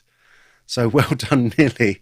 All these reads are not coming from official press releases, by the way. I just want to make sure that people know this is not what the companies are asking us to say, nor what they're wanting us to say. So this is what happens after 3 hours of live streaming. All right, here we go. Here's our last prize for the Boris FX 2021 birthday bash. Who's got? Oh, we've got a winner Jeff. of Nuke Studio. Jeff. Going to Jeff Kyle. Well done, Jeff. Congratulations. Congrats. This is courtesy of Foundry Nuke Studio. This is the big boy of the Nuke family, the big brother of the Nuke family. Absolutely fantastic prize. I'm not allowed to sort of qualify where I think Nuke stands within on any sort of compositing application totem. I'm just going to say well done, Jeff. Hopefully you can make some good use out of Nuke Studio. That's awesome. It's an awesome prize. Thank you to all our sponsors, right? I mean, wow. Amazing stuff. Let's bring up the slide. Thank you to everyone. It's never lost on us how generous some of our partners can be and able to give away their software and help us out. So thank you so much to everyone. This is brilliant. Yeah, these prizes, if you've entered the competition through the competition form, we know who you are. So we'll be reaching out to you over the next few days to get you your prize. If you've won any of the sort of the other little prizes throughout the stream, then you have to contact us at info@borisfx.com. We know who you are. We just need to know where you are. So yeah, get in contact with us. Hang on a second. We also need to change the lights a little bit because it's now a party. Nice. There we go. I pressed the wrong button and now I can't find my other patterns. There we go. Calm it down a little bit. There we go. So congratulations to all of our winners. Congratulations thank you to all of our presenters today. And a big thank you to everyone who's watching as well. It's not lost on us. Hang on a second. I've got a heartfelt thing, but I can't do it when I've got this big pulsing thing in the background. Right, there we go. Yeah, it's not lost on us how you as a viewer have sort of pushed us through with the live streams over the last year. It's been great to see this thing grow and to get the responses that we're getting from you as well. It's always nice and interesting to hear direct feedback from people who are using our products or who might want to use our products as well. It means a lot to me personally. The other people, I'm not going to speak for them. They can speak for themselves. They're all grown ups. I agree, Ben. I mean, you and I both, thrive on getting in front of customers, right? And we're both people person. Is that what it is? People. But that's about right. Yeah. Obviously, like the past year has been so crazy in so many different ways for all of us. So doing this live stream has been a great way for me personally to stay connected and I totally agree. Hearing all the great feedback. And keep it coming, man. Tell us what you want us to focus on. Yeah. We're definitely not stopping. Yep. We're gonna be doing one a week for the next couple of weeks, which is nutty to think about. But let us know if you'd like us to hit a certain topic. We're open to discussing everything. We definitely have some ideas moving forward for the next couple months, and kind of mapping out where we're gonna go. But we're totally open to focusing on anything anyone out there is interested in. So yeah. Thank you, Ben, Absolutely. for 3 hours of Absolutely. hosting live streaming today. That was supposed to be 90 minutes. It's meant to be 90 minutes. Yeah.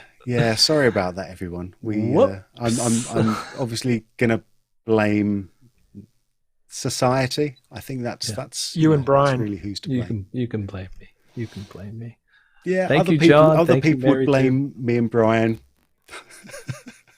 And thank you also to Ross Shane as well, Yes, thank you, Ross. who gave us the fantastic start to kick off our live stream. Thanks for Next Nick too. week. Nick's for jumping in, right? Nick jumping Thanks, in Nick. early. Nick, yeah. Right? Seems like Yeah, an Nick eternity ago. Rodriguez there. It seems like yesterday, almost. Really does. Oh, there goes my camera. Yeah, by thanks. the way. Thanks very much. And that's my camera going off, telling us. The camera was that like, is definitely one way of ending the live stream with a bang. 100%. So we start off with strong, end equally strong. Yeah, as Brian said, we have got a huge series of live streams planned for you. Join us at Boris FX Live to see a calendar of stuff that's coming up next week. We are going to be doing a big focus on Sapphire 2021.5. He calls it a first look, but I out of the bag for some of it. We're going to be looking at Sapphire 2021.5. So join us next Wednesday, April 28th at 2 p.m. Eastern Time. Thanks a lot, everyone. We will see you again soon. Brian, play us out, and we'll see you obviously again for another year of live streams starting next week. Bye for now, everyone.